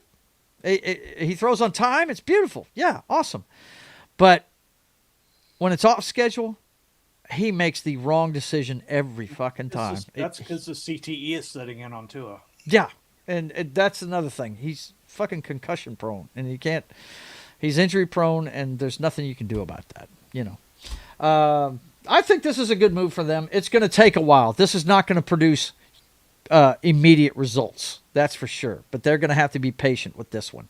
And I think they will. I think that, here in about 2-3 years, they'll be back in the conversation, I think. What do you guys think of it? John, do you like this hire by them? Yeah, I think it's what they needed. Knock, it's another defensive hire. What do you think? I mean, sure. I think the Dolphins are going to be pretty awful for a while. Yeah. I think their team's going to get ripped apart. Yeah. Waddle needs to get out of there. Yeah, he does. And I would get it. Going to go back to the Chiefs. Whatever. I would get it this offseason. I would do it now. I mean, before the guy gets injured. If he comes out next year and plays and gets injured, they're going to lose value on that guy. They need to do it in the offseason. They need to do it before the draft. Yeah. Mm-hmm. If they're going to keep those guys, they need to go get like Jacoby Brissett or something. Somebody that can deliver the ball off schedule, because their offensive line is a fucking sieve. There's so many holes on this team. I don't even want to get started. My wife's a huge. Go ahead. Sorry, Joe. It's crazy how far they've fallen from the 72 whatever game against Denver. Like that was like yeah. And then it just went completely crashing after that game. Yep. And for the Broncos, we went the opposite way, because we were, I was pulling for them to fire Vance Joseph too. I was right along with it, and here he comes and brings in over the last 2 years, he's gotten a championship caliber defense. We didn't lose that game because of our defense. We lost it because we didn't make a good decision, and we missed field goals, but it wasn't because of the defense. That defense could have won a Super Bowl. Yep. Just we got nothing from the offense because our quarterback was out, but. Yeah, just and to talk about McDaniels, winning cures all. He could have wore the clown suit if he kept winning that way. Yeah, they were winning. So, I think we remember discussions about Bill Belichick being a hard ass. How difficult it was to work on him. Well, guess what? He was winning Super Bowls. He was winning Super Bowls. As soon as Brady was gone. And he was still doing the same thing. Guess who wasn't there anymore? Yeah, right. Yeah. Well, see, that was the complaint of a lot of players from Eric Bieniemy. Yeah. He's another old schooler that said, "Suck it up, Buttercup," and yeah. That remember when he first went to Washington? That's all I heard was they were complaining. Can't stand playing for him. That's why he got bounced out of there. Yeah, because the players players were potentially going to be the successor to. Yeah, they're talking about bringing him back after unloading Nagy, right? Yeah. No, he's back. He's officially back. Oh, he is back. Yeah, we got Eric Bieniemy back. Yeah. Very good. Who is he supposed to take? The old Panthers coach before he went to the Commanders. Matt Rule? No, before that. Defensive coordinator or not defensive minded coach before the one that Fox? No. The one that coached in Denver? No. He was with the Panthers, and then he was with them during their transition from the Redskins to the Frank Reich. No, my God! I mean, they've changed coaches so many times. It was a Panthers coach. He wore glasses. You talking about Riverboat Ron? Yes, him. Ron Rivera. Yeah. Ron Rivera. Yeah. I thought he's retired because of his health. I can't remember what my point was for bringing him up, but that there was. He was supposed to take over for Riverboat Ron. Yeah. Eric Bieniemy was. That's where I was going. I was trying to remember who he was going to take over for. Yeah, he brought him in to be the offensive coordinator over there, right? Yeah. Well, they brought him in, and then instead they went with who they have now. Oh yeah, it's Dan Quinn. Because the players, some of the younger players were throwing a fit because they didn't want to. Right. Yeah. That's like kind of that old school style. Initially, he was brought in most likely to take over because all it was for him was a lateral movement, right? Initially, right, with the potential, to take over as the head coach. So yeah, but then that all fell apart because they were losing. Right. Well, here's one that I know Knock is very intrigued with. I knowing how much he likes good offense. Stefanski is now the head coach of a group of guys who we all agree when they get off the bus, Atlanta should be beating everybody they play offensively, right? I mean, if their team is healthy, how can you stop this offense? And now you've got two-time coach of the year who is an offensive-minded guy coming in to handle business in Atlanta. They got rid of Raheem Morris, who's from the defensive side of the ball, and decided to go with an offensive guy to try and take Penix to the next level. The only question mark is, will Penix ever finish 17 games of football in a regular season? That's the question. Yeah. So I think this is a great hire for the Atlanta Falcons. I mean, we have talked so much about how talented this team is. They've got so many great weapons, and the fact that they lose football games is just bizarre to me. This is one I believe that they needed to make a change at head coach on this one. Knock, I know we've talked extensively about this. Tell me about this hire by the Falcons, man. Yeah, I mean, we were confounded all year with this team. It just seemed like they could. There was a game where they got shut out like 31-0 to the Panthers or something like that. Yeah, it was bad. It just made no sense. It reminded me of the Eagles dream team. You remember the Vince Young dream team? Right, exactly. They put all these guys together and they just couldn't gel. They just couldn't horrible. Gel. I think the only thing you could point to in this one has got to be the coaching. Right. And whether that's, Morris or, the offensive coordinator, whatever the case was in this one, they just weren't doing it, man. They couldn't get this. I mean, you got one of the brightest. It's a Ferrari. Arguably one of the, there's no argument. He is one of the top 5 running backs in the NFL. Bijan Robinson is a fucking beast. That's just all there is to it. And then you got one of the most underutilized tight ends of all time. And then you got Drake London there. I'm sure they can get another weapon in there in the draft. Another young buck in there. Yep. Get someone to back up Robinson, and then just focus on defense. I think the offense side is pretty much set. Yeah, well, they had a good counterpunch. Wasn't it Algiers? Algier was really good. Yes, he's very good. I mean, he's a little long in the tooth, but he's a great pinch hitter, man. Dude, yeah. I think the problem here is just no continuity at quarterback. And I just hope Penix doesn't become injury-prone guy because the guy is talented. I like watching him play. I really do. He's a good young guy, and I hope he can put together a 17-game season and start learning this game, much like his contemporary over in Carolina has. Bryce Young is doing fantastic now, and I'd like to see him take the steps that we need to see out of young quarterbacks. You know what I mean? I don't want to see him go the way of Luke Wilson. You know what I'm saying? It's just, oh, God. Anyway, John, what do you think of this hire of the Falcons? Well, hopefully it'll help the gel process. Hope that, get the players in line. Yeah. But we'll see. Yeah.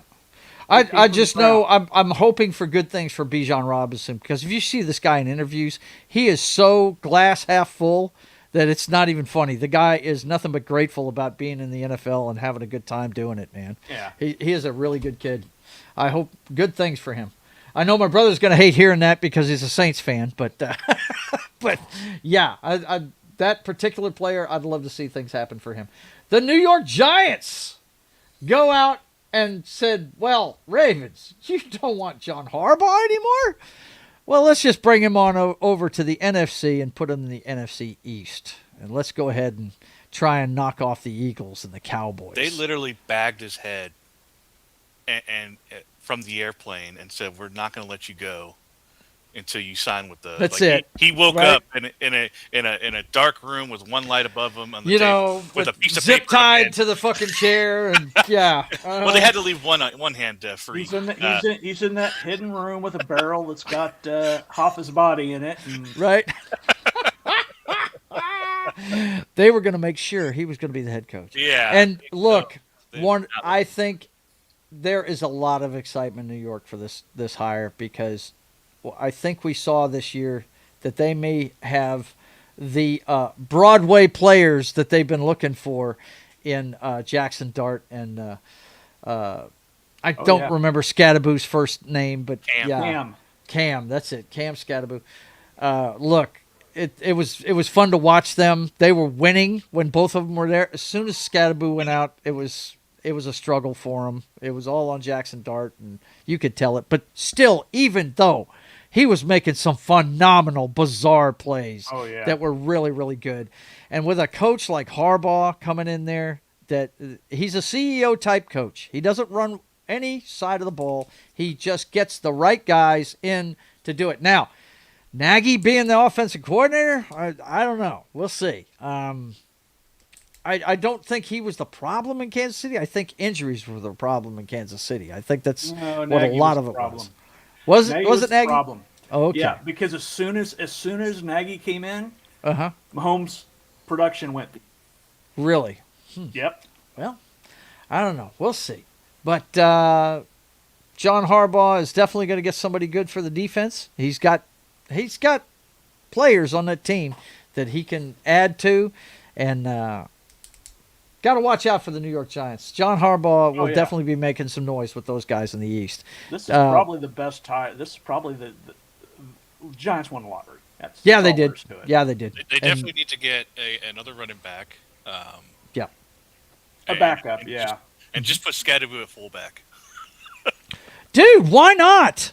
I mean, yes. Why wouldn't you get a running back, get one in the second, third round of the draft this year that's good, Yeah. Because good running backs always fall down in the draft. You could get a guy like that and put him at fullback, and imagine that backfield. I mean, it would remind me of the fucking Buccaneers Hell, when they're high enough, Allstott was there, they could go After what's his Jeremiah Love. Yeah. Yeah. I mean, imagine that. If you just move Scadaboo to fullback, it would be like the Niners on the East Coast. You know what I mean? That's another team, guys, that have, I just call him Ski. That I can't pronounce his name. What's the fullback's name in San Francisco? He's awesome, by the way. Dusky or something like that. I can't remember his name. Yeah, I don't remember. I just call him Ski, but he's awesome. He catches it in the flat and breaks people's ankles. It's like watching Allstott in the old days, man. He's got moves that big men shouldn't have, and that's what Scadaboo is, right? Yeah. Tank that just can run people over, but he's got creative feet too. That's the thing I love about Scadaboo's game. You know that ball that you had with a kid that had the other ball in it, and you'd throw it, and it just move around. That's Scadaboo on the field. That's crazy. Yeah, you don't know which way. His body's going this way, but his legs are going that way. The thing I hate about this is the New York team, and I'm a Boston fan all the way, so I hate this. But I love every part of it though. Harbaugh's a good coach. I'm enjoying Jackson Dart. I'm enjoying Scadaboo. They have got a lot of upside in New York. It's going to be fun to watch. That was another player I'm high on. And I think that is all 10 of them. And they got Malik Neighbors too. Oof. Yeah. Yeah. From wide receiver university, LSU, they got a guy that can just tear it up out there. They've been hit by the injury bug, so we'll see what happens, man. John Harbaugh's going to turn them around quick, though. I think the quickest turnaround is going to be those top two. It's going to be Stefanski and Harbaugh turning around teams that. I think Atlanta's turnaround will probably be faster, but they've got the Buccaneers to deal with, so. Uh-oh. What you got, Big Daddy? Well, we actually talked about this a couple weeks ago, and I saved it. I bookmarked it. It's the ranking of all the Super Bowls. Uh-huh. I don't know if that's of any interest. Sure, go for it. Okay. I'm not all 59 of them. Just give us like the top 10. I'm obviously not going to know anything except for the last like 20 something of them. But well, get to number 10 and let's go up from there. Okay. Okay. We do not have time to go through all 59 of them. Yeah, I figured. Yeah. I mean, that should be higher, but anyways. 33. I don't know about that one. The one Super Bowl that the Broncos have won when you're an adult, right? There you go. You got 16. That's better. All right. Let's see here. Oh, yeah. Here we go. Cardinal. That Kurt one Warner. broke my heart. Ugh. I was hoping that Kurt Warner would get a second ring. Too soon. Damn it, Larry Fitzgerald. You should have went down, bro. Damn it, bro. Damn it, bro. He scored way too soon. No, the backbreaker was James Harrison's pick at the end of the first half. That was the backbreaker, man. I kind of knew what was going to happen after that. No, they had a minute to go and they scored too fast, or they left a minute on the board. Yeah. Great Super Bowl. Great Super Bowl. That was a good one. I mean, so much so, that one was such a great Super Bowl, they put Larry Fitz and Troy Polamalu both on the Madden game cover the next year. Yeah. That's how good that Super Bowl was. Yep.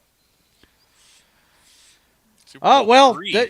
You can thank that game right there for the NFL that you watched today, because that's the last time that the AFL played the NFL in the championship game. It wasn't even. I don't even think it was known as the Super Bowl then. No, it was the AFL. It was the NFL AFL championship game, I think, is what they called it. But Joe Namath guaranteed a victory, and then he went. The Alabama quarterback with two bad knees went out there and did it. Beat Johnny Unitas's fucking Baltimore Colts at the time. And what was the NFL's response? We'll buy the AFL. Well, we can't have you beating us every year. We'll just buy you. And, the rest is history. You can thank the NFL you watched today. If you're a big NFL fan, this is the game that made it happen right there. Yep. Amazing. And probably one of the top 5 biggest upsets in NFL history, because nobody gave the Jets a shot at winning that game. No. They were playing Johnny U, man. Joe. Yeah. Broadway Joe. Broadway Joe, man, with the fur coats. Come strolling with the fur coats and the ladies wearing on nylons to keep warm in the game and everything. Yeah. He partied. Joe Namath was the Ric Flair of the NFL. Yes, he was. He was the shit-talking Ric Flair. Yes, he was. Okay, man. Next up. Oh, greatest show on turf. Kurt Warner again. There seems to be a theme with Kurt Warner. Got to have them close games. The I was not rooting for Kurt Warner in this game. This was probably one of the outside of the Denver ones. It's probably one of the first Super Bowls I remember watching. It was 1999. Oh my God! Let me tell you. No, it was 2000, because 99 was when Elway won his second one. Yeah. I was pulling for Steve McNair and the Titans. I'm an old fucking Oilers fan, and they had moved to Tennessee. As a matter of fact, he was the last quarterback to play in Houston for the Oilers, was McNair. He was he was a veteran, wily old veteran by the time they got to this game this time around. And you see it there. Dyson's caught 1 yard away from it. But the thing I always remember from this game is the play that got them down there to even have a chance at this. When McNair threw off not one, but 2 defensive linemen that had a piece of him. He just shrugged his shoulder, threw them both off. He was that strong. And when he did that, I said, somebody's open downfield after that. And sure enough, he hit Dyson about 40 yards downfield, got him within range to take this shot. Yep. Knock, you like storybook? This is a storybook. For sure.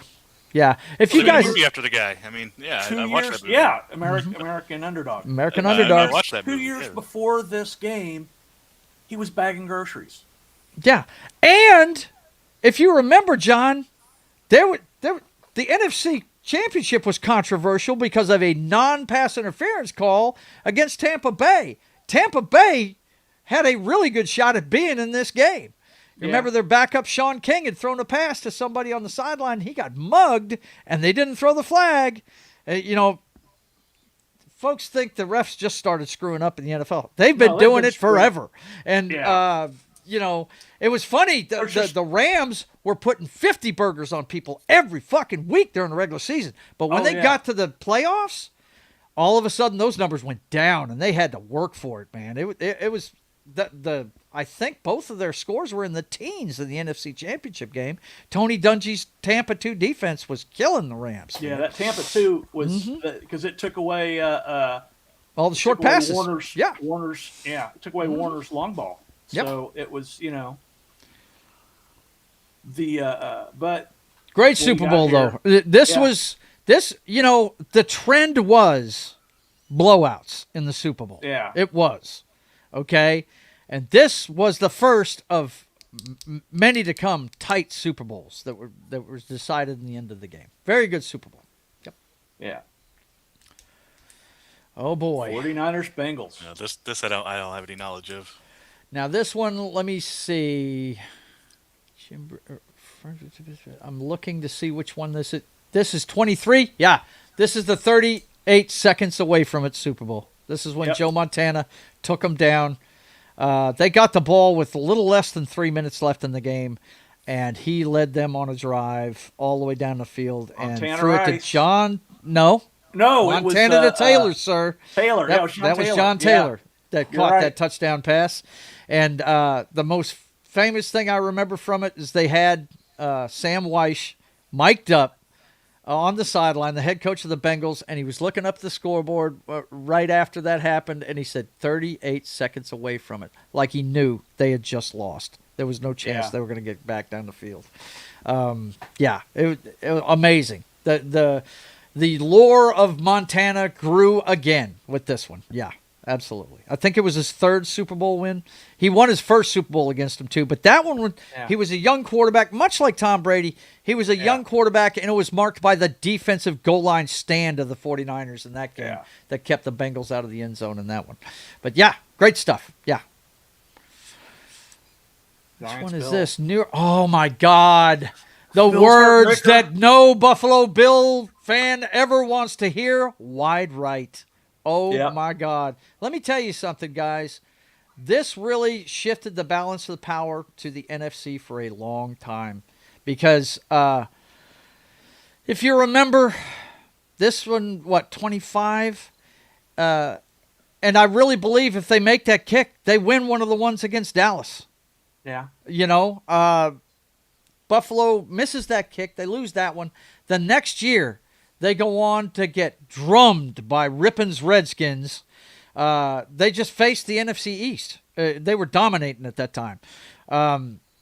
Parcells Giants beat them in this one. Joe Gibbs Redskins beat them in the next one. I mean, drilled them. I mean, they never had a chance. And then the Cowboys drilled them again in the next one. And actually, the fourth one, that's the one I think Buffalo could have won because they were winning at halftime. And if you remember that one, they handed it to the horse, Emmitt Smith. Yeah. Emmitt Smith showed out in the second half and broke their back. And I really think if they'd have won this one, they might have won that one against Buffalo. I think they just, Well, you got to remember, at that time, their run defense was crap. Yeah. So, I mean, because they'd lost a lot of pieces, and, this was the end of that fourth game was the end of their Super Bowl run. It's the last time they went to the Super Bowl. Yeah, but they did something no other team will ever do. I mean, your team never did it. The Patriots never did it. They went to 4 Super Bowls in a row. They basically came this close to friggin' dominating the conference for half a decade straight. Yep. I mean, it's ridiculous how good that team was. The K-Gun and Jim Kelly, good stuff, man. Good stuff. Let's see, Super Bowl 13. Steelers. Okay, we can move on. That was 13, I believe, was Captain America's second Super Bowl loss to these guys. He lost 2 of them. And, you guys talk about it. I don't even want to talk about that. I don't know much about this game. So I know a lot about it, but I don't want to talk about it. Yeah, look, the fucking Steelers. Yeah, it was. Go ahead. You talk about it, John, and I'll put the. This was a shootout. It was it basically, you had like the two best offenses in the NFL. It's just Steelers defense was just that much better. Yeah. Well, much like your guy Jones, with they can build around that guy. Richard Seymour, when the Patriots were winning Super Bowls back then, he was the cornerstone of that defense. I mean, they couldn't have done what they did unless they had that dominating big man in the middle. And then you had Mean Joe Green. That guy right there, he's why they dominated the 70s. Jack Lambert and all those guys, they were mean and everything, but you know what? It was Mean Joe Green. It was Mean Joe Green. He terrorized fucking people. It was ridiculous, man. So, Pittsburgh, they dominated the 70s. They did. That's one of the first dynasties. Yep. 28-3. 28-3. The Falcons will never live that number down. No, they won't, and it's all their fault. Dan Quinn, I love you, man, but you should have taken Shanahan and just put a muzzle on him and told him to run the ball at the end of that game. You had that game. You handed it to him on a fucking silver platter. You blew it. Yep. Super Bowl 12. Or no, 52. 52. No, this is the 52. Nick Foles. Sorry. Yeah, this is the one game that gave us hope against the Patriots last week or the couple weeks ago. Oh man, yeah. Nick Foles coming in. This is the backup. Yeah. Even like week 11 or week 12 after Philly special. After Carson Wentz, who was having an MVP season, he was playing out of his mind that season. He never recovered from it, but No, he didn't. That season he was the MVP. Yes, he was. No doubt. I'm not arguing it at all. Yeah. So and then Nick Foles comes in, and holy crap! In the playoffs, trick play that the Patriots defense bid on, and that was the win. The Philly special, man. That's when you knew that was the Philly hope. special. And you know what's funny? The Brady's Patriots ran that play against Atlanta in their comeback. It's pretty funny. Pretty funny. Brady's Go ahead. Patriots. I mean, Brady was what, 500 plus yards. Yeah. He went off, but 3 or 4 touchdowns. Playing from behind. That Edelman catch was ridiculous. Where he Philly, barely tipped it off the ground. Like, my goodness. Philly answered every time. It was something else. Go ahead. The Tyree catch. Fuck me. Really? Wow. That catch. Why do you have to show me this one? I mean, I'm a Seahawks fan, guys. I'm rooting against my Patriots today, but not against New York. The one kryptonite for the Patriots is the Giants. Eli Manning. Eli freaking Manning. The lesser Manning. Eli was hitting the bong on the sideline for 3 quarters, but boy, fourth quarter comes up. If you don't know about this, just imagine Caleb Williams, okay? He'll fuck it up for 3 quarters, but boy, you better pack a lunch and bring some friends because he's coming in the fourth. I mean, man, how did he get away from the sack? That's what I want to know. He shouldn't even have been able to throw this ball. Oh, yeah. Have you ever seen? He shouldn't. It's that catch is ridiculous. I mean, Have you ever seen what's my man's name that's trying to get this ball away from him right here? That's oh God, he was Rodney Harrison. Yeah. If you see him when he's asked about this, he's kind of like I was about the Pittsburgh Steelers Cowboys one. I don't even want to talk about it. He said I tried to do everything I could to get that ball away from that man, and I couldn't do it. Yeah. And he's holding it by his fingertips. Yes, his fingertips on his helmet. He caught it with his fucking helmet. Yeah. Oh, unbelievable. In today's game, that probably wouldn't have been a catch. Yeah. Because we don't know what a catch is anymore. Right? Don't even know what a catch is. Okay. Oh, my goodness. Really? That's the #1 Super Bowl of all time? Who made this Bowl. Fucking list, man? This is the NFL.com, I believe. Or CBS Sports.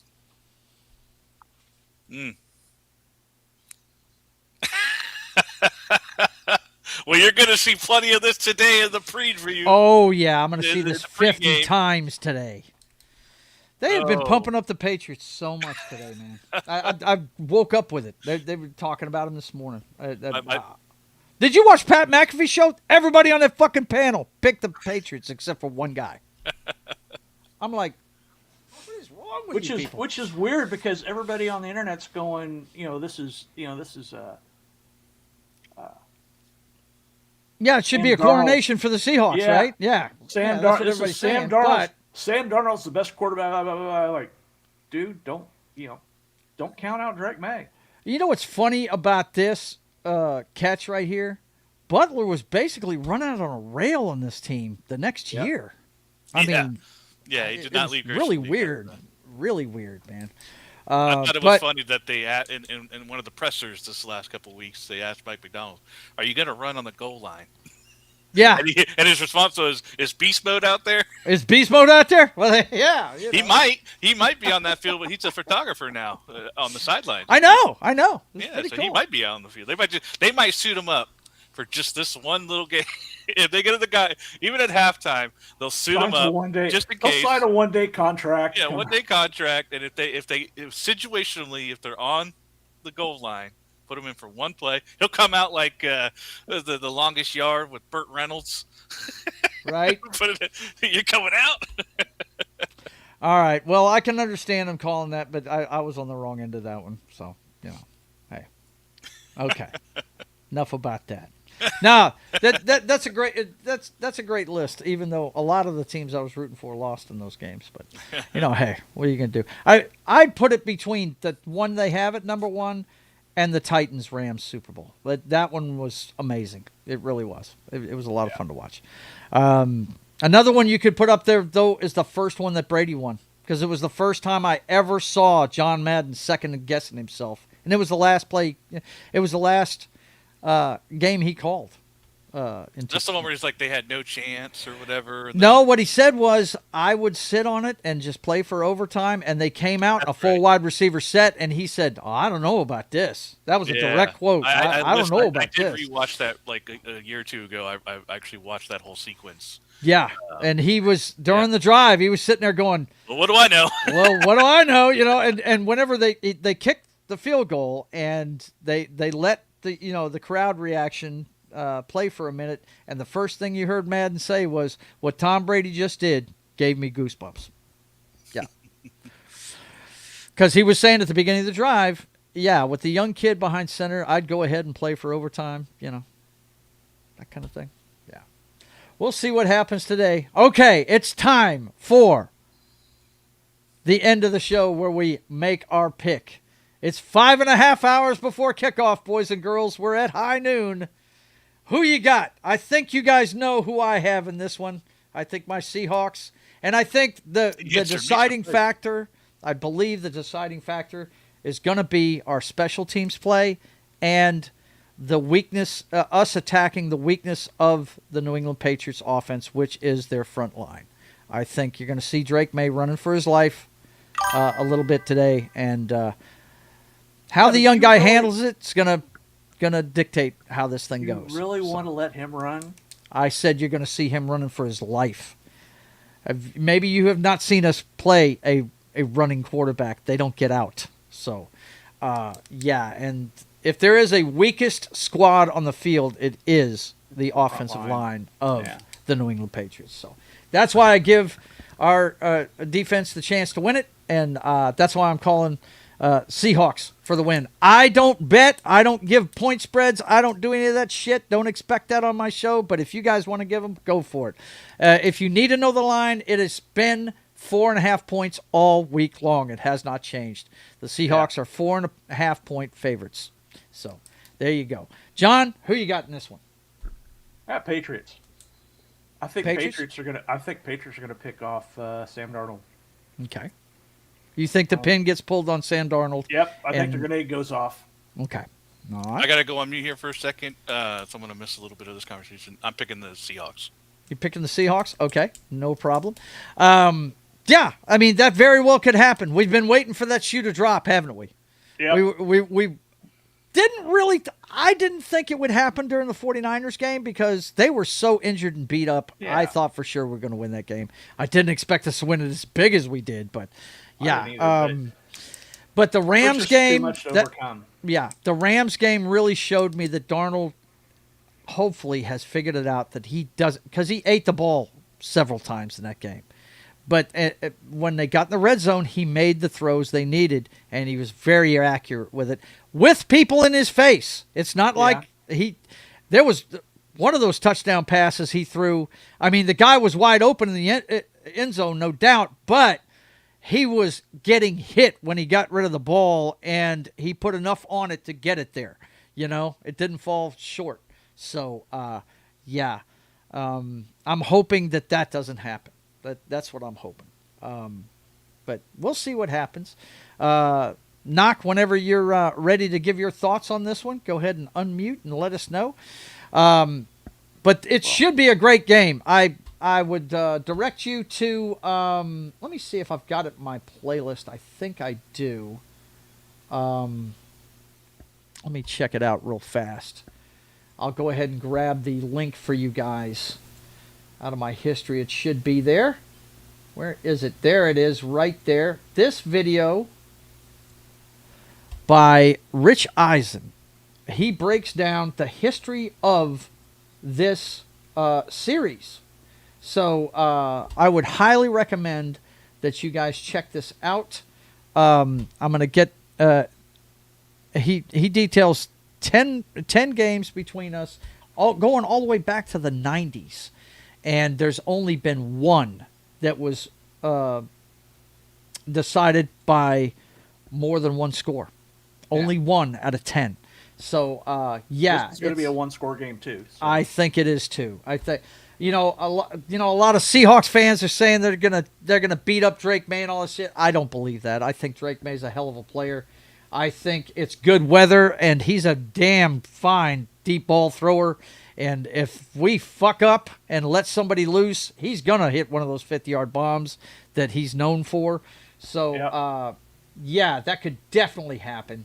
I'm not discounting that at all. I just feel like all together as a unit, this team has been playing great team.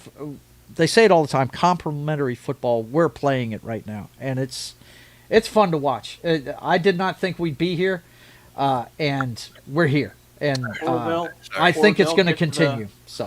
Or they'll get to the goal line, they'll lose track of Drake May, and he'll stroll across the goal line. That's a danger as well. How crazy would it be if Wolin gets a interception to end the game on the goal line? How crazy would that be? It could be Jacoby Bryant gets that. Because he's the slot guy. He's the slot guy. Probably, but still, I think it'd be funny if it was Wolin. But could be Witherspoon. There are several names in that secondary, sir. Several that could do that. There's only one you're going to worry about. It's only one that's going to happen to, and that's Gonzalez. Yeah. Right? Gonzalez can be the one that does it, right? If we're throwing at the 1 yard line with fucking Walker not on the bench hurt, yeah, then I'm just fire everybody. Fuck it. Blow it up right now. It's just, that would kill me, man. Are you kidding me? Oh, my God. What are the odds? All right, Knock, you are back. Give us your thoughts on this one. What do you think's going to happen? I think for me, Drake May has actually gone up against some better defenses, and this is one of the better defenses that he's going to face. So he hasn't impressed too much. He's going to make some plays. I think the biggest X factor in this game is whether or not Darnold will make turnovers. If Darnold doesn't make turnovers, they win. That's John's point. That's what he thinks is going to happen. The pin gets pulled on Darnold. I think with how he's been doing, especially in the postseason, I don't think Darnold does it. I think he plays a great game. He's got a great wide receiver out there. He's going to lean out Walker, tire out that Pats defense. But I also think the Pats could do the same thing to the Seahawks. I think they'll be able to run on them a little bit. Yeah. And I think one of the things that'll decide this will be touchdowns versus field goals. I think one team will maybe the Pats will get more field goals, and then the Seahawks will be the ones scoring the touchdowns, and that'll be Gotcha. the bigger difference. Is Right. that one is getting the big points, one's getting the small points. Right. Well, there's a few things I know for sure. If the Patriots win, the MVP of the game will be Drake May. I think we can agree he's got to have a great game for them to win. Okay. You got to be perfect. Yeah, he can't make a mistake. I think if the Seahawks win and it's a close game, I think that Sam Darnold will probably be the MVP or Walker. But if it's a blowout on the Seahawks side, which I don't imagine it will be, but if it is, I think we're going to have a repeat of the Broncos thing. I think it'll be whatever defensive guy gets a pick six, because that's what'll happen. If it's a total deluge, you know that's going to happen, or it'll be Shaheed. You know, it'll be a defensive secondary member or Shaheed if it's a blowout for the Seahawks. Or Smith and Jigba for 200 yards. That could happen regardless, even in a tight game. That could happen for sure.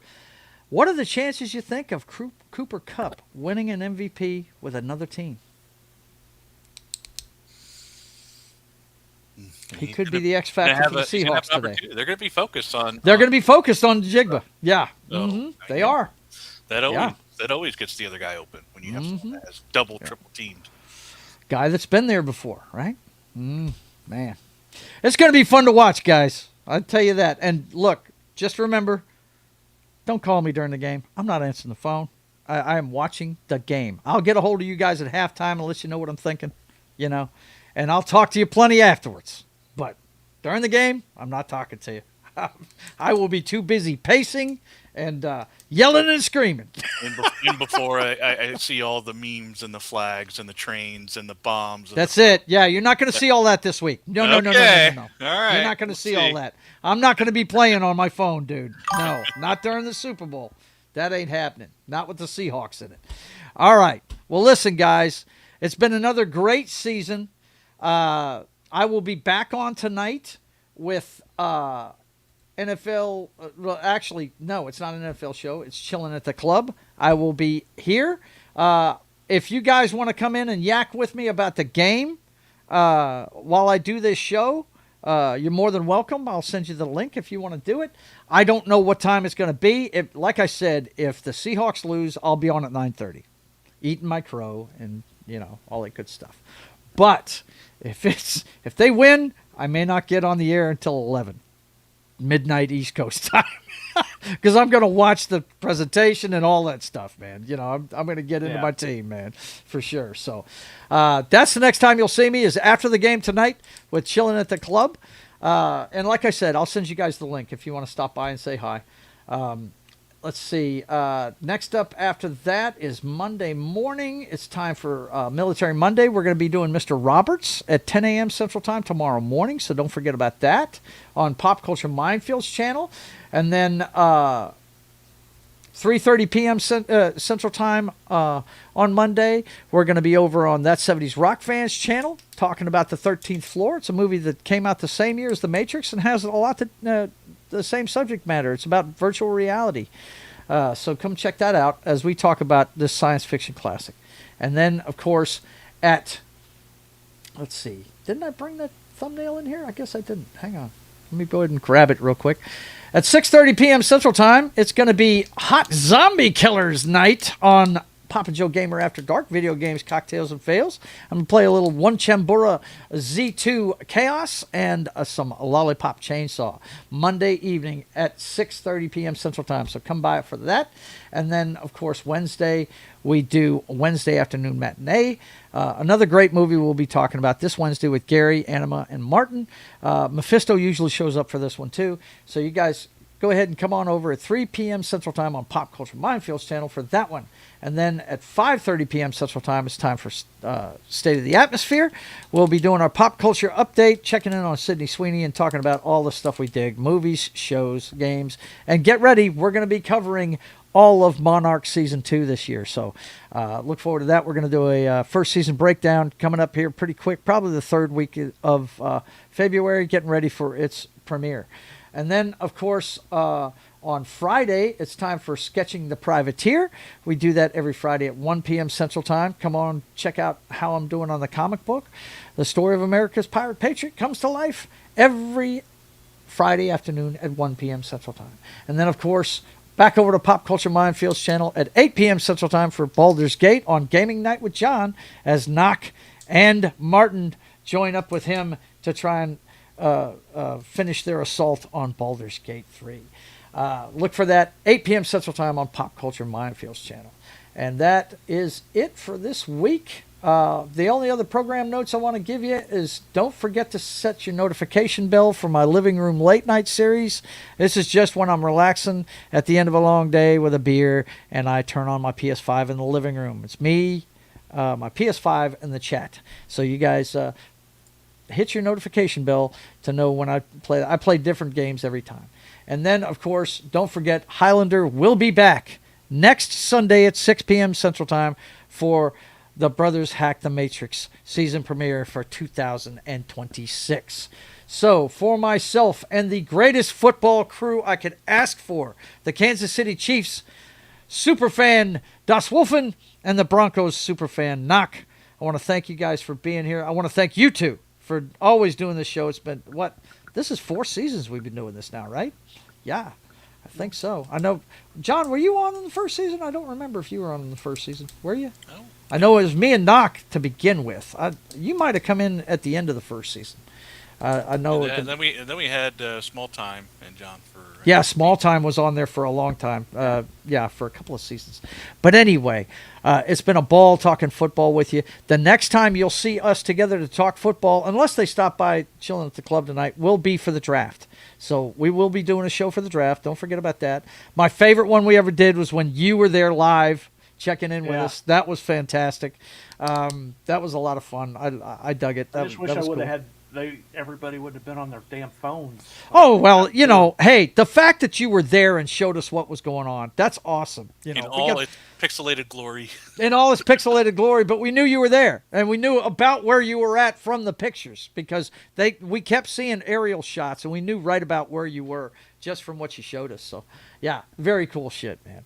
But anyway, it's been a great season. No matter what happens tonight, of course, I'm pulling for my Seahawks, but I really, it's kind of like back in 2014, I really can't lose, because even if I lose to the Patriots, I lose to my favorite AFC team. So, hey, it's cool.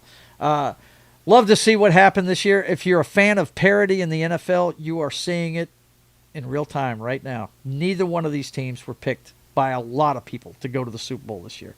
Nobody was picking these teams. Nope. And they're here.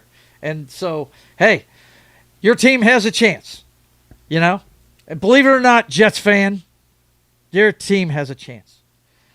Hope springs eternal. Anyway, thanks for being here, guys. And until we see you again, I want you guys to keep on keeping on. Bye. Enjoy the Super Bowl, and God bless. And Bad Bunny. Bad Bunny and all his mumbling.